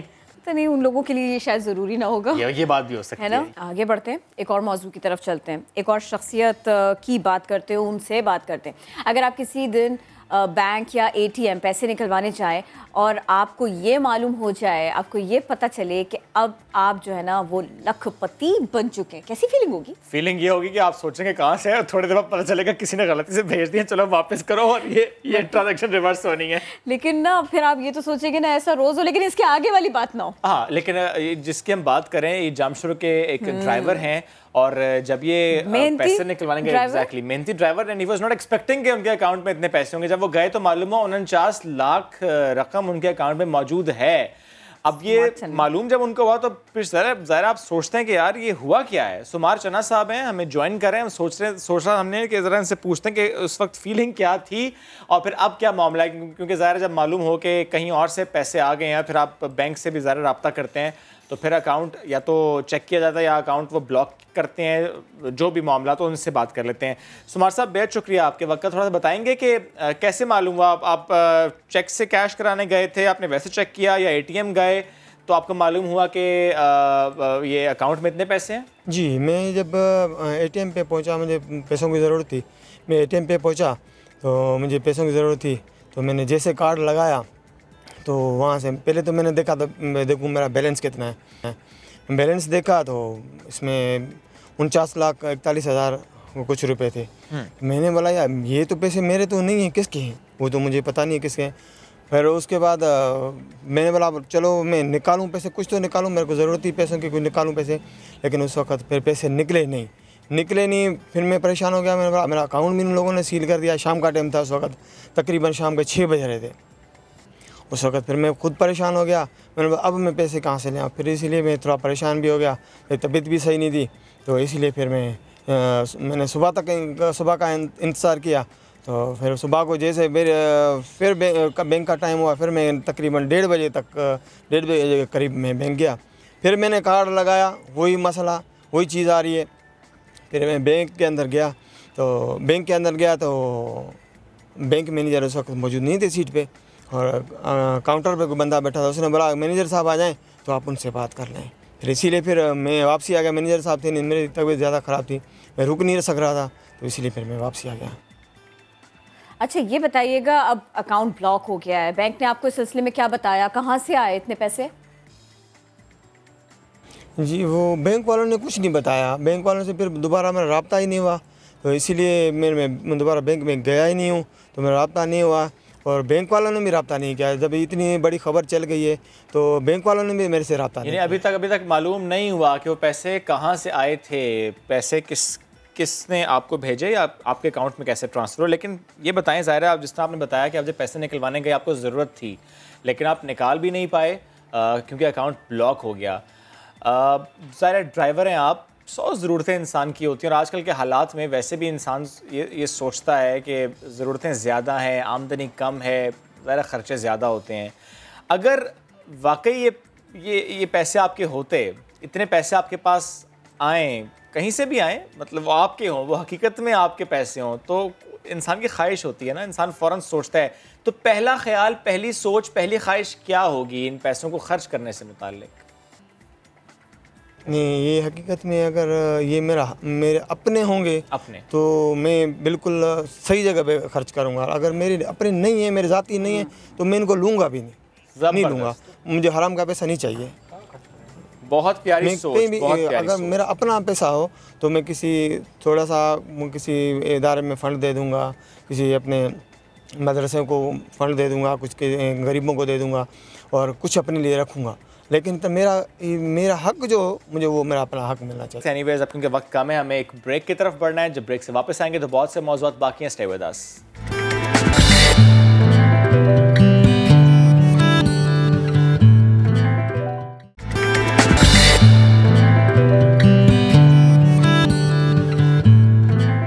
Back after the break. Karachi के मसलों की बात करते हैं हम। मुसलसल अपने शोज़ में बात करते हैं कि कई इलाके ऐसे जहां पानी नहीं आता, महीनों नहीं आता। लाइट है, जाती है, उसका टाइम तो मुकर्रर होता है लेकिन वापस कब आती है इसका टाइम मुकर्रर नहीं होता। और जब बारिश आती है तो उसके बाद तो ज़्यादा पानी के साथ ज़्यादा लाइट भी जाती है, नहीं पानी आता लाइट जाती है। और सीवरेज का बोसीदा निज़ाम, कचरे के ढेर, ये ऐसे मसाइल जिन पर बात तो बहुत की लेकिन आप और मैं आज तक ये जान नहीं पाए कि असल मसला है क्या, असल में जिम्मेदार है कौन। क्योंकि एक डालता है जिम्मेदारी दूसरे के ऊपर, दूसरा कहता है नहीं तीसरा जिम्मेदार है। कोई कहता है फंड, कोई कहता है इख्तियार, कोई कहता है ये तो हमने इख्तियार दे दिया। अब मसला कराची में यह है कि यहाँ पर 4 डिस्ट्रिक्ट्स हैं और हर डिस्ट्रिक्ट की कहानी अलग है, लेकिन कराची का कप्तान तो एक है, मेयर कराची। उनकी हम बात करें, मेयर साहब ने हमें ज्वाइन किया, उन्हीं से बात करते हैं कि इन मसलों से मुताल्लिक मेयर साहब ने क्या किया। नए इंतखाबात की गूंज है लेकिन 4 साल मेयर कराची ने क्या किया इन मसलों को लेकर। वसीम अख्तर साहब, बेहद शुक्रिया, नया दिन को वक्त दिया। सर प्लीज़ बताइएगा कि क्या वजह है कि बिजली की लोड शेडिंग का मसला हल नहीं होता। आवाज़ उठाती है हर जमात लेकिन हल नहीं होता ये मसला। बतौर मेयर इस मुश्किल से निजात दिलाने के लिए आपने क्या किया और अभी आप क्या कर रहे हैं कि ये मसला किसी तरह निमट जाए? सिर्फ के इलेक्ट्रिक ही नहीं, आपका सवाल कि इलेक्ट्रिक पे है, मैं उसको थोड़ा सा डाइवर्ट करूंगा। बड़े अरसे से कराची का कोई भी मसला हल नहीं हो रहा, सिर्फ इलेक्ट्रिक नहीं, पानी का मसला हल नहीं हुआ है। गंदा पानी पी रहे हैं लोग, अवेलेबल नहीं है पानी। ट्रांसपोर्ट का मसला हल नहीं हुआ है, सीवरेज का मसला हल नहीं हुआ है, तालीम का मसला हल नहीं हुआ है, हेल्थ का मसला हल नहीं हुआ है। और ये कराची शहर पूरे मुल्क को चलाता है। जितने भी बड़े अस्पताल देख रहे हैं आप, जितने भी सूबों में 65 रुपये कराची के होते हैं उसके अंदर। अगर सिंध में देख रहे हैं तो 95 रुपीज़ कराची के होते हैं। मगर अफसोस के कराची के इश्यूज़ रिजॉल्व नहीं होते, चाहे वो के इलेक्ट्रिक हो। के इलेक्ट्रिक 15 साल से काम कर रहा है, किसी ने सीरियस लिया है उसको कि कराची में इतनी अमवात हो गई हैं, बिजली आती नहीं है, बिजली नहीं आने की वजह से पानी नहीं मिलता लोगों को। किसी ने सीरियसली, कोई बैठा है, कोई साहिब इक़्तिदार, कोई भी, कि सीरियसली इसको रिजॉल्व किया जाए के इलेक्ट्रिक के इशू को और दीगर इश्यूज़ को। कराची के इश्यूज़ इसलिए बढ़ रहे हैं कि ना जब एग्जीक्यूट होते हैं ना वो टाइम पे एग्जीक्यूट होते हैं, ना कंप्लीशन टाइम पे होती है। S3 देख लें, K4 देख लें, ट्रांसपोर्ट का मामला देख लें, 12 साल में एक बस ऐड नहीं हुई है इस शहर में। तो ये सूबा सिंध फेडरल गवर्नमेंट से भी ऊपर कहीं जा चुका है। मेरी रिक्वेस्ट ये होगी, chief of army staff, chief justice of Pakistan, president of Pakistan, prime minister of Pakistan, Karachi के लिए कोई नया फार्मूला बनाएं। कराची 2 पोर्ट का सिटी है, रेवेन्यू देता है, सीरियसली बैठें, रूल्स रेगुलेशन सब फारिग करें, रिलैक्स करें और कोई नया फार्मूले के तहत इस शहर के इश्यूज़ रिजॉल्व करें। इस शहर के इश्यूज़ रिजॉल्व होंगे, प्राइम मिनिस्टर साहब, आपकी इकोनॉमी प्रॉब्लम रिजॉल्व हो जाएगा अगर कराची के मसले हल हो गए तो। ये आप बिल्कुल ना कराची का शहरी साउंड कर रहे हैं इस वक्त, लेकिन आप तो मेयर है ना, तो ये फरमाइए मुख्तलिफ इलाके पानी वहाँ पर आता नहीं है, बुनियादी सहूलतें वहाँ नहीं है। 4 साल के दौरान बतौर मेयर आपने शहरियों के लिए ऐसा क्या किया जिससे आप क्लेम कर सकें, आप फख्रिया तौर पर बता सकेंगे भाई मैंने कराची के लिए ये किया? देखें, जो कराची की बेसिक नीड्स हैं वो आज भी कराची के लोगों को मैसर नहीं है। पानी का महकमा सिंध गवर्नमेंट के पास है, सीवरेज का महकमा सिंध गवर्नमेंट के पास है, कचरे का डिस्पोजल सिंध गवर्नमेंट के पास है, ट्रांसपोर्ट सिंध गवर्नमेंट के पास है, मेगा प्रोजेक्ट्स कराची के सिंध गवर्नमेंट के पास है। केएमसी के पास जो SLGA 2013 है उसमें जो फंक्शन है वो भी महदूद कर दिए गए हैं। उन फंक्शंस में से भी बाय नोटिफिकेशन कुछ फंक्शंस वापस सिंध गवर्नमेंट ने अपने पास ले लिए हैं।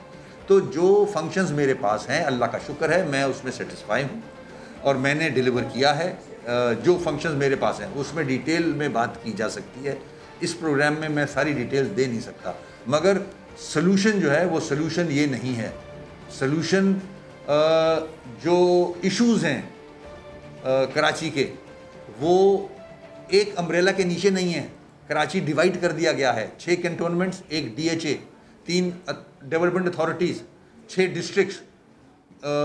जो कैंटोनमेंट के एरियाज़ हैं वहाँ CM साहब की भी नहीं चलती, DHA में CM साहब की भी नहीं चलती, उनके अपने अलग रूल्स हैं। तो कराची का 12% है मेरे पास, बाकी सिंध गवर्नमेंट के पास है। किस तरह से हल होगा? जब तक ये टियर एक अम्ब्रेला के नीचे नहीं आएगा, जो ड्यू रिसोर्सेज हैं इसको नहीं मिलेंगे, ये मसले हल नहीं हो सकते। ठीक, मेयर साहब एक और बात, जब आपने मेयर का हल्फ उठाया उसके बाद हमने देखा कि फ़ौरन ही आपने एक हफ्ता सफाई मुहिम चलाई थी और ज़ाहिर हर चैनल ने उसको कवरेज दी, हमने बाकायदा उस पर शोज़ किए, आप हमारे मेहमान रहे, हम खुद बाहर जाते रहे, आप लोगों के आपके साथ आपकी टीम के साथ देखते रहे। वो दोबारा हमें वो एक्टिवनेस, वो मुहिम नज़र नहीं आई आपकी तरफ से, क्यों? एक अम्ब्रेला के नीचे नहीं है डिपार्टमेंट्स, कैसे चलेगा? नहीं चल सकता। 6 डिस्ट्रिक्ट बना दिए, डिस्ट्रिक्ट में डिवाइड कर दिया है। पहले टाउन्स थे, टाउन्स को डायरेक्टली मेयर देखता था, उस हिसाब से उनको टाउन्स को फंड्स दिए जाते थे और वो डिलीवर करते थे। आज अगर 3000 टन डिस्ट्रिक्ट सेंट्रल जनरेट करता है रोज़ का कचरा, तो वो 15,000 टन उठा सकता है, 15 सड़कों पे फिरता है, उसके पास कैपेसिटी नहीं है। तो जब तक उनको रिसोर्सेज नहीं दिए जाएंगे, कैसे आप एक्सपेक्ट कर रहे हो कि वो डिलीवर कर सकेंगे? आप उनके ड्यू शेयर तो दो, आप जब तक ड्यू शेयर नहीं मिलेगा रिजल्ट्स अच्छे नहीं आ सकते। मेयर साहब, कोई शेयर, कोई फैसिलिटी नहीं थी और फिर भी MQM की तरफ से हफ्ता सफाई मुहिम चलाई जाती थी। उसमें आपको, डॉक्टर फारूक सत्तार को और दीगर बहुत सारे रहनुमा हैं जो शायद अब उस MQM का हिस्सा नहीं है, शायद किसी और धड़े में, लेकिन उनको झाड़ू उठाकर सफाई करते हुए और दूसरे लोगों को मोटिवेट करते हुए कि कचरा एक जगह इकट्ठा करें, जलाए नहीं, किस तरह से आगे लेके जाएँ, ये सब कुछ सिखाते, बताते, खुद करते हुए देखा गया। हमने कोशिश की थी आपका कमेंट इसके ऊपर लेते, आपको याद दिलाते हुए। बहरहाल याद हमें भी है, आपको भी होगा, पीपल्स पार्टी और MQM के दरमियान तलखियाँ रही हैं, मुसलसल रही हैं, लेकिन काम करने के लिए अच्छी कोऑर्डिनेशन का होना ज़रूरी है। और फिर कोई मरहला ऐसा भी आता है कि जब आप सारे इख्तिलाफात बलाए ताक रखते हैं। तो ये बताइए कि ये कोशिशें अब दिखाई क्यों नहीं देती? आपके पीपल्स पार्टी के अच्छे ताल्लुकात कम से कम इस सिलसिले में क्यों नहीं हमें दिखाई देते? देखें, हमारी मुख्तलिफ सियासी पार्टी से हमारा ताल्लुक़ है, अपना अपना मैनिफेस्टो है। हमारी जो जान पहचान या गुर्बतें जो हैं वो सियासी हवाले से तो हैं, मगर जहाँ इश्यूज़ आते हैं, कराची के इश्यूज़, शहरी इलाकों के इश्यूज़, दही इलाकों के इश्यूज़, 12 साल से आप देख लें कराची का हाल, हर रोज़ बदतर हो रहा है। ट्रांसपोर्ट की मिसाल ले लें, सिर्फ मेरा कोई झगड़ा पीपल्स पार्टी से नहीं है या मेरी जमात का झगड़ा पीपल्स पार्टी से नहीं है। अगर इश्यूज़ को सही तरह एड्रेस किया जा रहा हो तो मैं क्यों खामखाई में क्रिटिसाइज़ करूँगा, इख्तलाफ करूँगा? मसले हल हो रहे हैं, मैं तो तारीफ़ करूँगा। जहाँ आज भी पीपल्स पार्टी अच्छा काम करती है वहाँ मैं तारीफ़ करता हूँ, मगर जहाँ मैं समझता हूँ ज़्यादतियाँ हो रही हैं, गलत प्लानिंग हो रही है, कराची डोमेन है मेयर का, इंटरफेरेंस हो रही है, तो जाहिर है मैं तो बात करूँगा। ये इख्तलाफात हैं, बिल्कुल ये रहेंगे। राइट। मेयर साहब, लास्टली ये बताइएगा कि आपने बहुत कोशिश की जब कोविड-19 स्टार्ट हुआ इन पाकिस्तान, और आपने बहुत कोशिश की कि अब्बासी शहीद अस्पताल में कोविड-19 का सेंटर हो, वहाँ पर भी मरीज़ों को फैसिलिटेट किया जाए, फिर वो हुआ। अब बताएं कि अब तो कोरोना का जोर टूट गया, बट स्टिल क्या सिटी गवर्नमेंट की कोशिश कर रही है कि जो और हॉस्पिटल्स आपके अंडर है वहां पर भी ऐसे सेंटर्स का क़याम हो? बड़ा अचीवमेंट है केएमसी का। कोविड-19 के हवाले से हमने इन्फेक्शियस डिजीज़ रिसर्च सेंटर शुरू करने जा रहे हैं हम अब्बासी के अंदर, और वहाँ टेस्टिंग भी हो रही है। हमारे वार्ड्स भी बन गए हैं जिसमें आइसोलेशन वार्ड्स हैं और हाई डेंसिटी यूनिट मौजूद है। उसके बाद आइसोलेशन वार्ड भी मौजूद है। अल्लाह का शुक्र है कि टीम वर्क की वजह से Abbasi is capable to handle Covid now. ये बड़ा एक अचीवमेंट है केएमसी का, हमें फ़ख्र है इसमें। इस पे पूरी मेहनत की गई, सारे टीम वर्क, सब ने मेहनत की, आज हमें अच्छा रिज़ल्ट मिल रहा है उसका। हमने ये काम जो किया है इसमें हमें सिर्फ एनडीएमए ने इक्विपमेंट प्रोवाइड किए हैं, बाकी सब केएमसी ने खुद किया है अपने रिसोर्सेज से भी, और मुखैर हजरात को मिला के चीज़ें कंप्लीट की हैं। हमारे पास उतने रिसोर्सेज नहीं हैं कि हम और हॉस्पिटल्स में इस किस्म की लैब शुरू कर दें या वो यूनिट्स कायम कर लें। अल्लाह करे इतनी केएमसी के पास कैपेसिटी हो जाए कि बाकी अस्पतालों में भी हम कोविड के लिए कुछ काम कर सकें।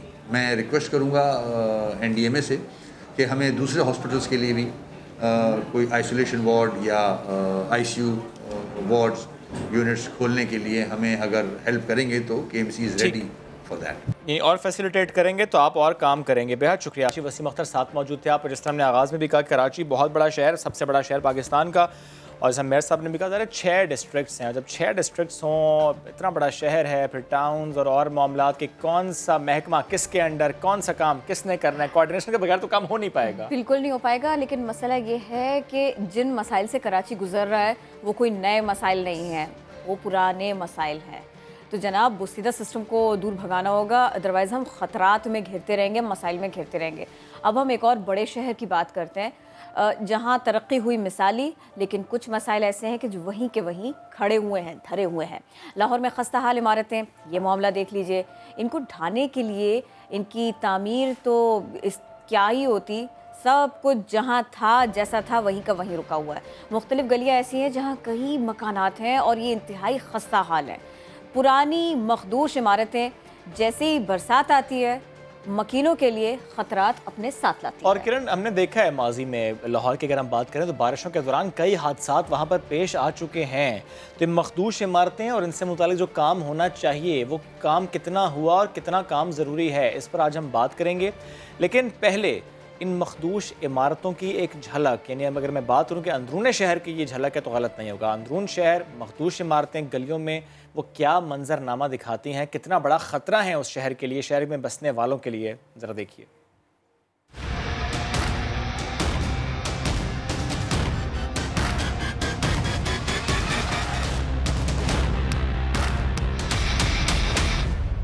ऐसी बहुत सी मखदूश इमारतें हैं लाहौर में, और एक फ़ैमिली से हमने बात करने की कोशिश की जो इस मखदूश इमारत में मकीन है। हमारी नुमाइंदा सिद्रा गयास वहाँ पर गईं और जो फैमिली मेम्बर्स थे उनसे बात की कि कितना बड़ा ख़तरा है ये इमारत, ये क्योंकि ज़ाहिर मखदूश इमारत है और अब मौसम बरसात यानी ज़ाहिर मानसून का सीज़न, तो ऐसे में कितनी परेशानी है उस फैमिली की, ज़रा सुनवाते हैं आपको। जी बिल्कुल, इस वक्त मैं भाटी गेट के एक मोहल्ले में मौजूद हूँ, और अगर भाटी गेट के इलाके की बात की जाए तो यहाँ पर दर्जनों ऐसे घर हैं, मकान हैं जो कि बहुत ज़्यादा खस्ता हाली का शिकार हैं। बोसीदा इमारतें मुकम्मल तौर पर हो चुकी हैं जिनमें रहना जो है वो 1 मिनट भी ख़तरे से खाली नहीं है।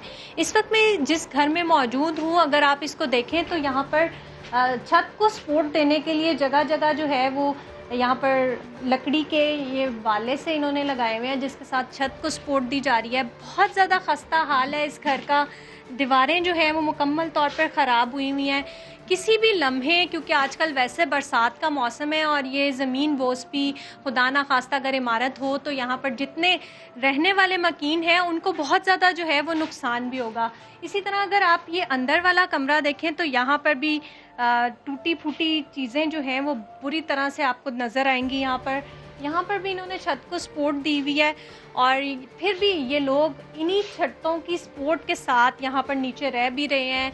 चारपाइयाँ भी इन्होंने बिछाई हुई हैं और ये देखें जिस तरह से ये लोग यहाँ पर रह रहे हैं, तो कोई भी लम्हा जो है वो बग़ैर खौफ के नहीं गुजार रहे होंगे यकीनन। मेरे साथ ये फैमिली भी मौजूद है, इनसे बात करते हैं। मुझे बताएं, ये हालत जो है इसके लिए आपने किसी से रब्ता किया, वॉल सिटी वालों से? वॉल सिटी वालों से रब्ता किया था, उनको एप्लीकेशन भी दी थी।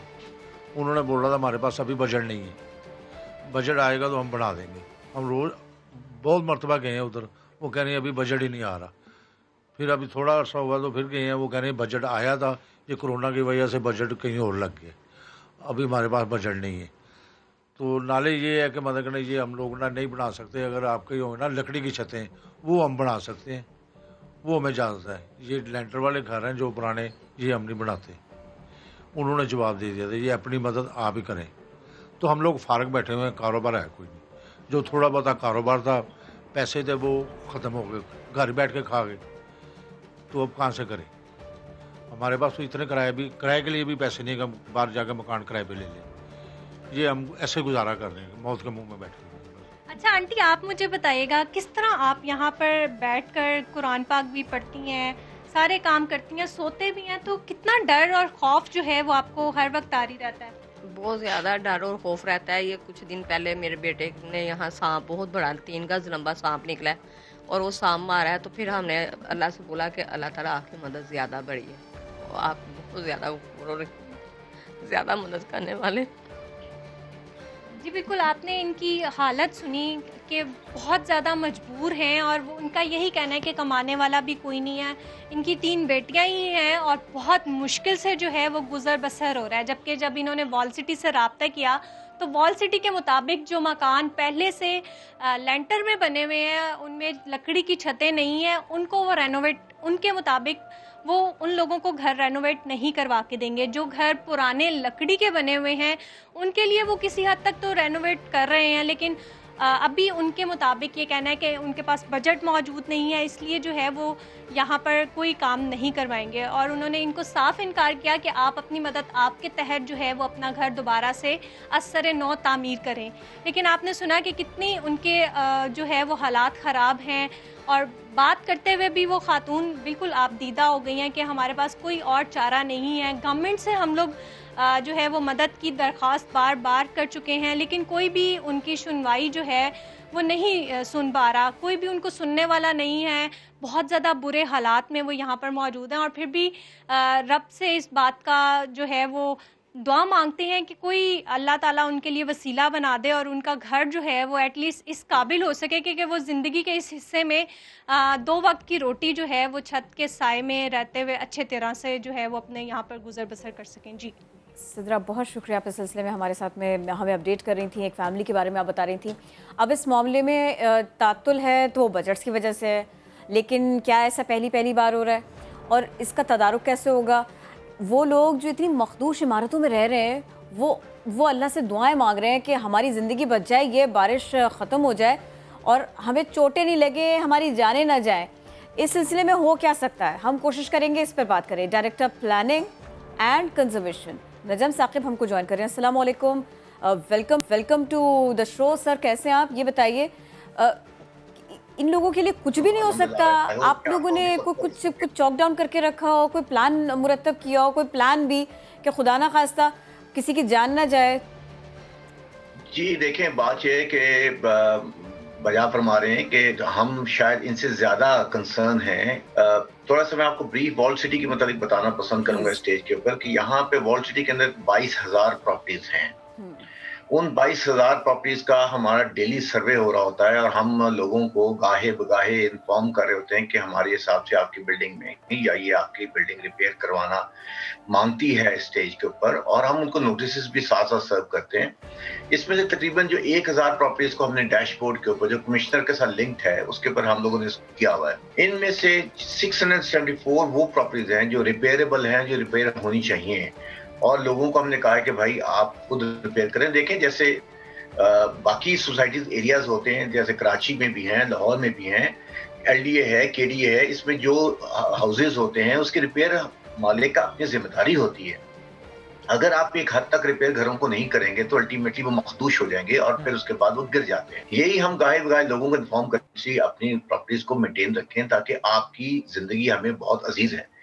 अब गवर्नमेंट से हम लोगों ने ये देखें, बात यह है कि कोई ऐसा सेक्टर नहीं मिलेगा आपको जहां पे वो गवर्नमेंट जाके प्राइवेट लोगों के घरों को रिपेयर कर रहा हो। वॉल सिटी एक वाहिद अथॉरिटी है जहां पे अभी तक हम लोगों ने 121 घर रिपेयर करके दे चुके हैं लोगों के।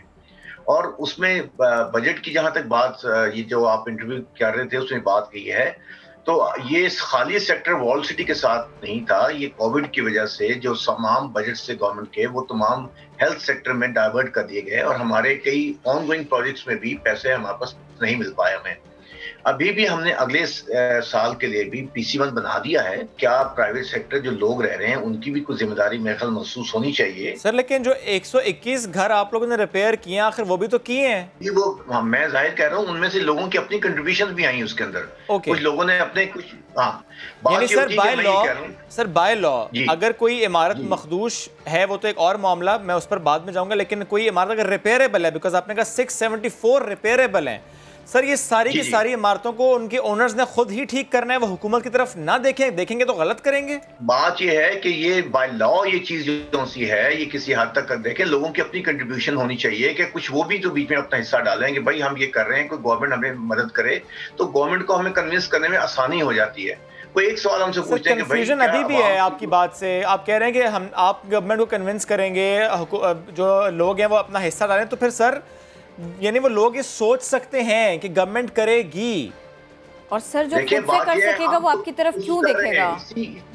इसी कोशिशों में तो हम बार बार PC1 आगे भिजवाते हैं, लेकिन बात ये कुछ लोगों की अपनी जिम्मेदारी भी है। अगर आपका घर कुछ खराब हो रहा है तो ये नहीं है कि गवर्नमेंट आके आपके 22,000 प्रॉपर्टी ठीक कर रही होगी। बात ये है कि लोगों को अपनी मेंटेनेंस भी करनी है। अगर किसी इस हालत में चली जाती है कि जी वो नहीं है तो फिर हम उनको बताते हैं भाई आप प्लीज इसको डिमोलिश कर दीजिए, ठीक है। अगर वो फिर हमारी तरफ आते हैं कि इसको हम तो डिमोलिश भी नहीं कर सकते, तो भाई बात ये है कि इसका मतलब है कि पब्लिक की तो अपनी जिम्मेदारी कोई भी नहीं रह गई। अच्छा देखिए, हम जिनकी बात कर रहे हैं ना, जिस तबके की हम बात कर रहे हैं वो ऑलरेडी प्रेशर्स में है, उनके लिए तो रोजाना चूल्हा जलना भी मुश्किल है। सर मेरा सवाल नहीं, सर प्लीज मेरा सवाल देखिए, मैं ये पूछना चाह रही हूँ कि खास तौर पर अगर उन लोगों की बात की जाए तो कम से कम अगर फौरी तौर पर उनके लिए कुछ नहीं हो सकता तो उनके लिए किसी अलग शेल्टर का इंतजाम हो सकता है कि वो एक सीजन वहां पर गुजार। ये चीजें तो गवर्नमेंट के लेवल पे, ये मैं आपको बताता हूँ, ये तमाम चीजें हम इसीलिए ये तमाम चीजें जो है these are being governed by the commissioner Lahore, और हम उनके पोर्टल पे ये चीजें लिखवा देते हैं कि भाई इतनी नंबर ऑफ प्रॉपर्टीज जो सी हैं वो डिमोलिशेबल हैं, इतनी प्रॉपर्टी रिपेयरेबल हैं, और उनको बता देते हैं कि जी हमने इनको नोटिस सर्व कर दिया और ये लोग खाली नहीं कर रहे।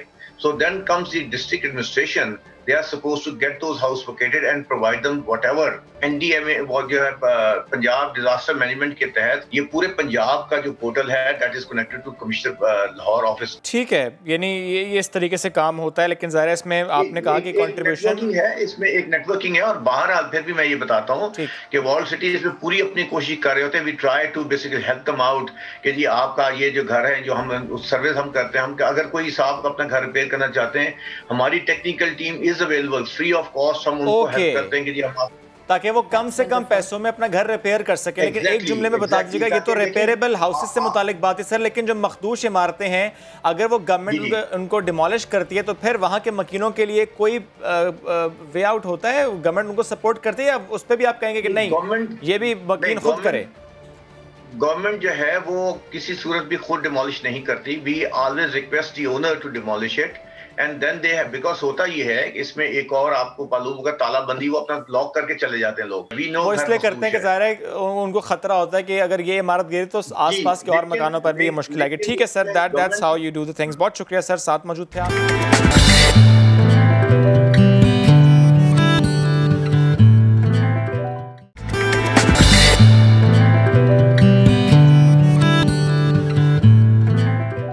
का दर्द, not that couple pain, जोड़ों का दर्द जॉइंट पेन, ज़्यादातर घरे जो ख़वातीन है, ये कहा जाता है क्योंकि ख़वातीन उस तरीके से इतना ख्याल नहीं रखती, स्पेशली मदर्स की बात हम करें तो ना उनका कैल्शियम टेक इतना अच्छा है, ना उनकी डाइट इतनी अच्छी है, वो बच्चों में इतना लगी रहती हैं कि अपनी डाइट का ख्याल नहीं रखती। दैट इज़ द रीज़न, सोती नहीं है, आराम नहीं कर पाती, और यही वजह है किरण की डाइट अच्छी नहीं और फिर आराम नहीं करें तो उनको फिर जल्दी ये मसाइल लाहक हो जाते हैं, जैसे घुटनों का दर्द हो गया या अक्सर बैक पेन, यानी ये जो हड्डी है ये कमज़ोर अगर हो रही है, कैल्शियम आपका कम है, तो ये जो जॉइंट पेन है, इससे मुतालिक आज हम बात कर रहे हैं कि जॉइंट पेन अगर हो तो फिर क्या किया जाए और होने से पहले बचा कैसे जाए।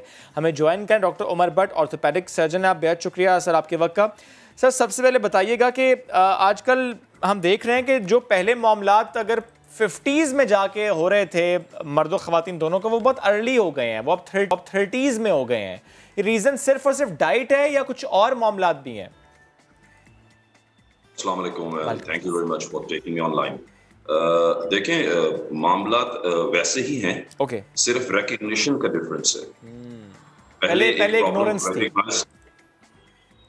पहले एक इशू को रिकग्नाइज नहीं किया जाता था। अब चूंकि हमारे पास ज़्यादा अच्छे फिजिशियंस हैं, ज़्यादा अच्छा डायग्नोस्टिक टूल्स हैं और ज़्यादा अच्छे पेशेंट्स की एजुकेशन लेवल है, तो वो चीज़ जो पहले पिक नहीं की जाती थी अब पिक की जाती है। अगर आप क्वेश्चन ये कर रहे हैं कि क्या यंग पेशेंट्स के अंदर आर्थराइटिस बढ़ गया है, तो ऐसा नहीं है। यंग पेशेंट्स के अंदर ज़्यादातर लिगामेंट्स इंजरी होती है और एल्डरली पेशेंट्स के अंदर आर्थराइटिस होता है, जिसको कहते हैं चिकनी हड्डी का घिस जाना। तो पैटर्न वही है, सिर्फ रिकग्निशन का फर्क आया है। सर रिकग्निशन का फ़र्क तो आया है, लेकिन अब बहुत से प्रैक्टिसेस का फ़र्क भी आ गया है। अब हम मॉडर्न टेक्नोलॉजीज़ की तरफ भी चले गए। जैसे पहले हम ये सुनते थे कि अगर घुटना नाकारा हो गया है तो अब वो घुटना बदला जाएगा, बाकायदा एक कॉम्प्लेक्स ऑपरेशन होगा, बदला जाएगा, फिर ही इस दर्द से छुटकारा हासिल किया जाएगा। बट आपने इससे मुतालिक बात की और आपने कहा कि यानी इससे पहले जब हमारी टीम की आपसे बात हुई कि दर्द से छुटकारा दिलाने की जो कोशिश है उसके लिए कोई ज़रूरत नहीं कि घुटना तब्दील किया जाए। तो सर इस पे ज़रा एलेबोरेट कीजिएगा कि कैसे ये होता है, घुटना तब्दील नहीं हो रहा लेकिन दर्द से छुटकारा मिल रहा है। देखें, जब इंसान के जोड़ के ऊपर लेयर को देखा जाए, उसको इंग्लिश लैंग्वेज में कार्टिलेज कहते हैं, पाकिस्तानी उर्दू में हम लोग उसको चिकनी हड्डी कहते हैं। अगर वो घिस जाए और वो बिल्कुल एक्सपोज हो जाए तो हड्डी जब हड्डी से टकराती है, इस प्रॉब्लम को कहते हैं आर्थराइटिस। अगर आर्थराइटिस का पहला या दूसरा या किसी स्टेज के अंदर तीसरे स्टेज पे पेशेंट है कि अभी भी कार्टिलेज मौजूद है, तो नी रिप्लेसमेंट से पहले हम उसको ट्राई करते हैं बायोलॉजिक्स से ट्रीट करना। जिस तरह स्टेम सेल का इंजेक्शन पेशेंट की अपनी बॉडी से लेके दिया जा सकता है, फिजियोथेरेपी है और ऑल ऑल्टरनेटिव्स होते हैं हमारे पास जिससे हम पेशेंट को बचा लेते हैं। सर इससे उस कार्टिलेज की ग्रोथ होती है? स्टेम सेल कार्टिलेज की ग्रोथ को डेवलप करने में हेल्प करता है, आर्थराइटिस को प्रोग्रेशन में डिले करता है, लेकिन कार्टिलेज की रीजेनरेशन में इतना ज्यादा रोल प्ले नहीं करता। तो अगर किसी पेशेंट को फर्स्ट और सेकंड स्टेज का आर्थराइटिस है और आप उसको बनिस्बत ये कि नी रिप्लेसमेंट की तरफ लेके जाएं, ऑर्थोबायोलॉजिक्स ट्रीटमेंट करें जो मैं भी करता हूं और दुनिया भर में रिकग्नाइज्ड है, तो आप उसको बचा सकते हैं या डिले कर सकते हैं उस स्टेज पे जाने के लिए जहां उसके पास और कोई रास्ता नहीं है सिवाय इसके कि सर्जरी की तरफ जाना। क्योंकि हम यही सुनते आए कि जो कार्टिलेज है ये जो बड़ी नरम सी जो बोन होती है, क्या उसे कहते हैं, मरकरी आई डोंट नो, चिकनी हड्डी कहते हैं, आसानी चिकनी हड्डी कहते हैं, क्योंकि उससे मुतालिक हम यही सुनते हैं किरण कि वो उसकी रीग्रोथ बिल्कुल नहीं होती और अगर एक बार वो डैमेज हो फिर उसे निकालना ही पड़ता है। फिर निकालना ही पड़ता है और फिर उसके बाद में उसके हैजर्ड्स अलग हैं, उसकी परेशानियां अलग हैं। तो थोड़ा सा आप गाइड करेंगे उन्हीं लोगों को कि जिनको ये वाले मसाइल हैं डॉक्टर साहब प्लीज। देखें, इतने शॉर्ट टाइम में मेरे किसी इंसान के लिए भी अपनी 18 साल के एक्सपीरियंस को ट्रांसफर करना किसी को 5 मिनट में मुश्किल होता है, लेकिन मैं एक सिंपल लैंग्वेज में समझाऊंगा। जिस तरह गाड़ी के 4 और अगर टायर में से एक टायर घिस जाए तो अब ज़ाहिर बात है डिपेंड करता है टायर की इंटेंसिटी ऑफ डैमेज को। अगर उसके अंदर पैच लगाते हैं, इसी तरह नी के अंदर अगर कार्टिलेज के एक एरिया के अंदर सुराख है तो हम उसको ट्रांसप्लांट करते हैं, जिसको कहते हैं कार्टिलेज ट्रांसप्लांट। अगर टायर एक हिस्से से घिस गया और बाकी हिस्से से नॉर्मल है तो हम ऑस्टियोटमी करते हैं। मतलब मैं अगर एक इंसान की टांग सीधी होने के बजाय अलाइनमेंट खराब हो गई है गाड़ी की, तो आप उसको अलाइनमेंट ठीक करते हैं। तो नी के अंदर अगर अलाइनमेंट खराब नहीं करता हूँ, मतलब अलाइनमेंट को।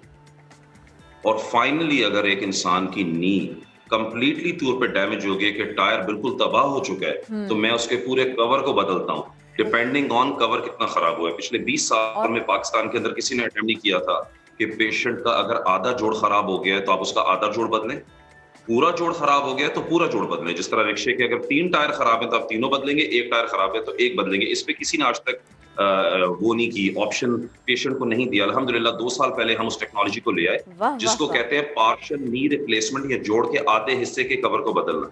तो we have multiple options to offer our patients, और इसके अंदर ये भी एक ऑप्शन है। जहरी बात है ये नी रिप्लेसमेंट से बेहतर है, ज्यादा एडवांस है। पेशेंट इसके बाद टेनिस भी खेल सकता है, रनिंग भी कर सकता है। आप सोचिए आप अपने घर वालों को जिनको बोले जिनकी एज 55 साल है, मैं आपका जो इस ट्रीटमेंट से गुजरेगा, जिसका थोड़ा सा हिस्सा मुतासिर हुआ था और आप लोगों ने उसको बिल्कुल फिट कर दिया, जबरदस्त कर दिया, फिर उसको कोई एहतियात नहीं करनी, अपने डाइट्स में कोई चेंज नहीं लेकर आना, वो जैसे चाहे फिर एक्टिव होकर के जिंदगी गुजारे। थोड़ा सा ये भी बताइए सर। हाँ देखें, अगर एक इंसान का नी जोड़ के अंदर से 70% जोड़ अभी भी मौजूद है और आप सिर्फ 30% हिस्से के कवर को बदल रहे हैं, तो आप सोच सकते हैं उसको अगर कंपेयर किया जाए एक ऐसे इंसान के साथ जिसका पूरा जोड़ बदला जा रहा है, तो ज़ाहिर बात है कंपैरेटिव की जाए तो बहुत डिफरेंस है। ये तो क्या नंबर 1। नंबर 2, आपकी वो बात कि क्या पेशेंट दोबारा डाइट खा सकता है, देखिए ये 2 बड़ी डिफरेंट चीज है। अपनी फिजिकल हेल्थ को मेंटेन करना एक डिफरेंट चीज है, अपनी पेन को मैनेज करना एक डिफरेंट चीज है। नी रिप्लेसमेंट करना पार्शियल हो या फुल हो, सिर्फ 2 इंडिकेशंस है। नंबर 1 पेन रिलीफ, दर्द में आराम। Number 2 improvement in quality of life, कि आपकी क्वालिटी ऑफ लाइफ इंप्रूव हो जाए। और क्वालिटी ऑफ लाइफ इंप्रूवमेंट का मतलब क्या है कि आप दर्द की गोली नहीं खाएंगे, आप चलेंगे फिरेंगे, वॉक करेंगे, गाड़ी चलाएंगे, सीढ़ियां चढ़ेंगे, और सारे वो काम जो आप इस दर्द से पहले नहीं कर पा रहे थे या पहले करते थे वो कर पाएंगे। जी ठीक, बेहद शुक्रिया डॉक्टर साहब।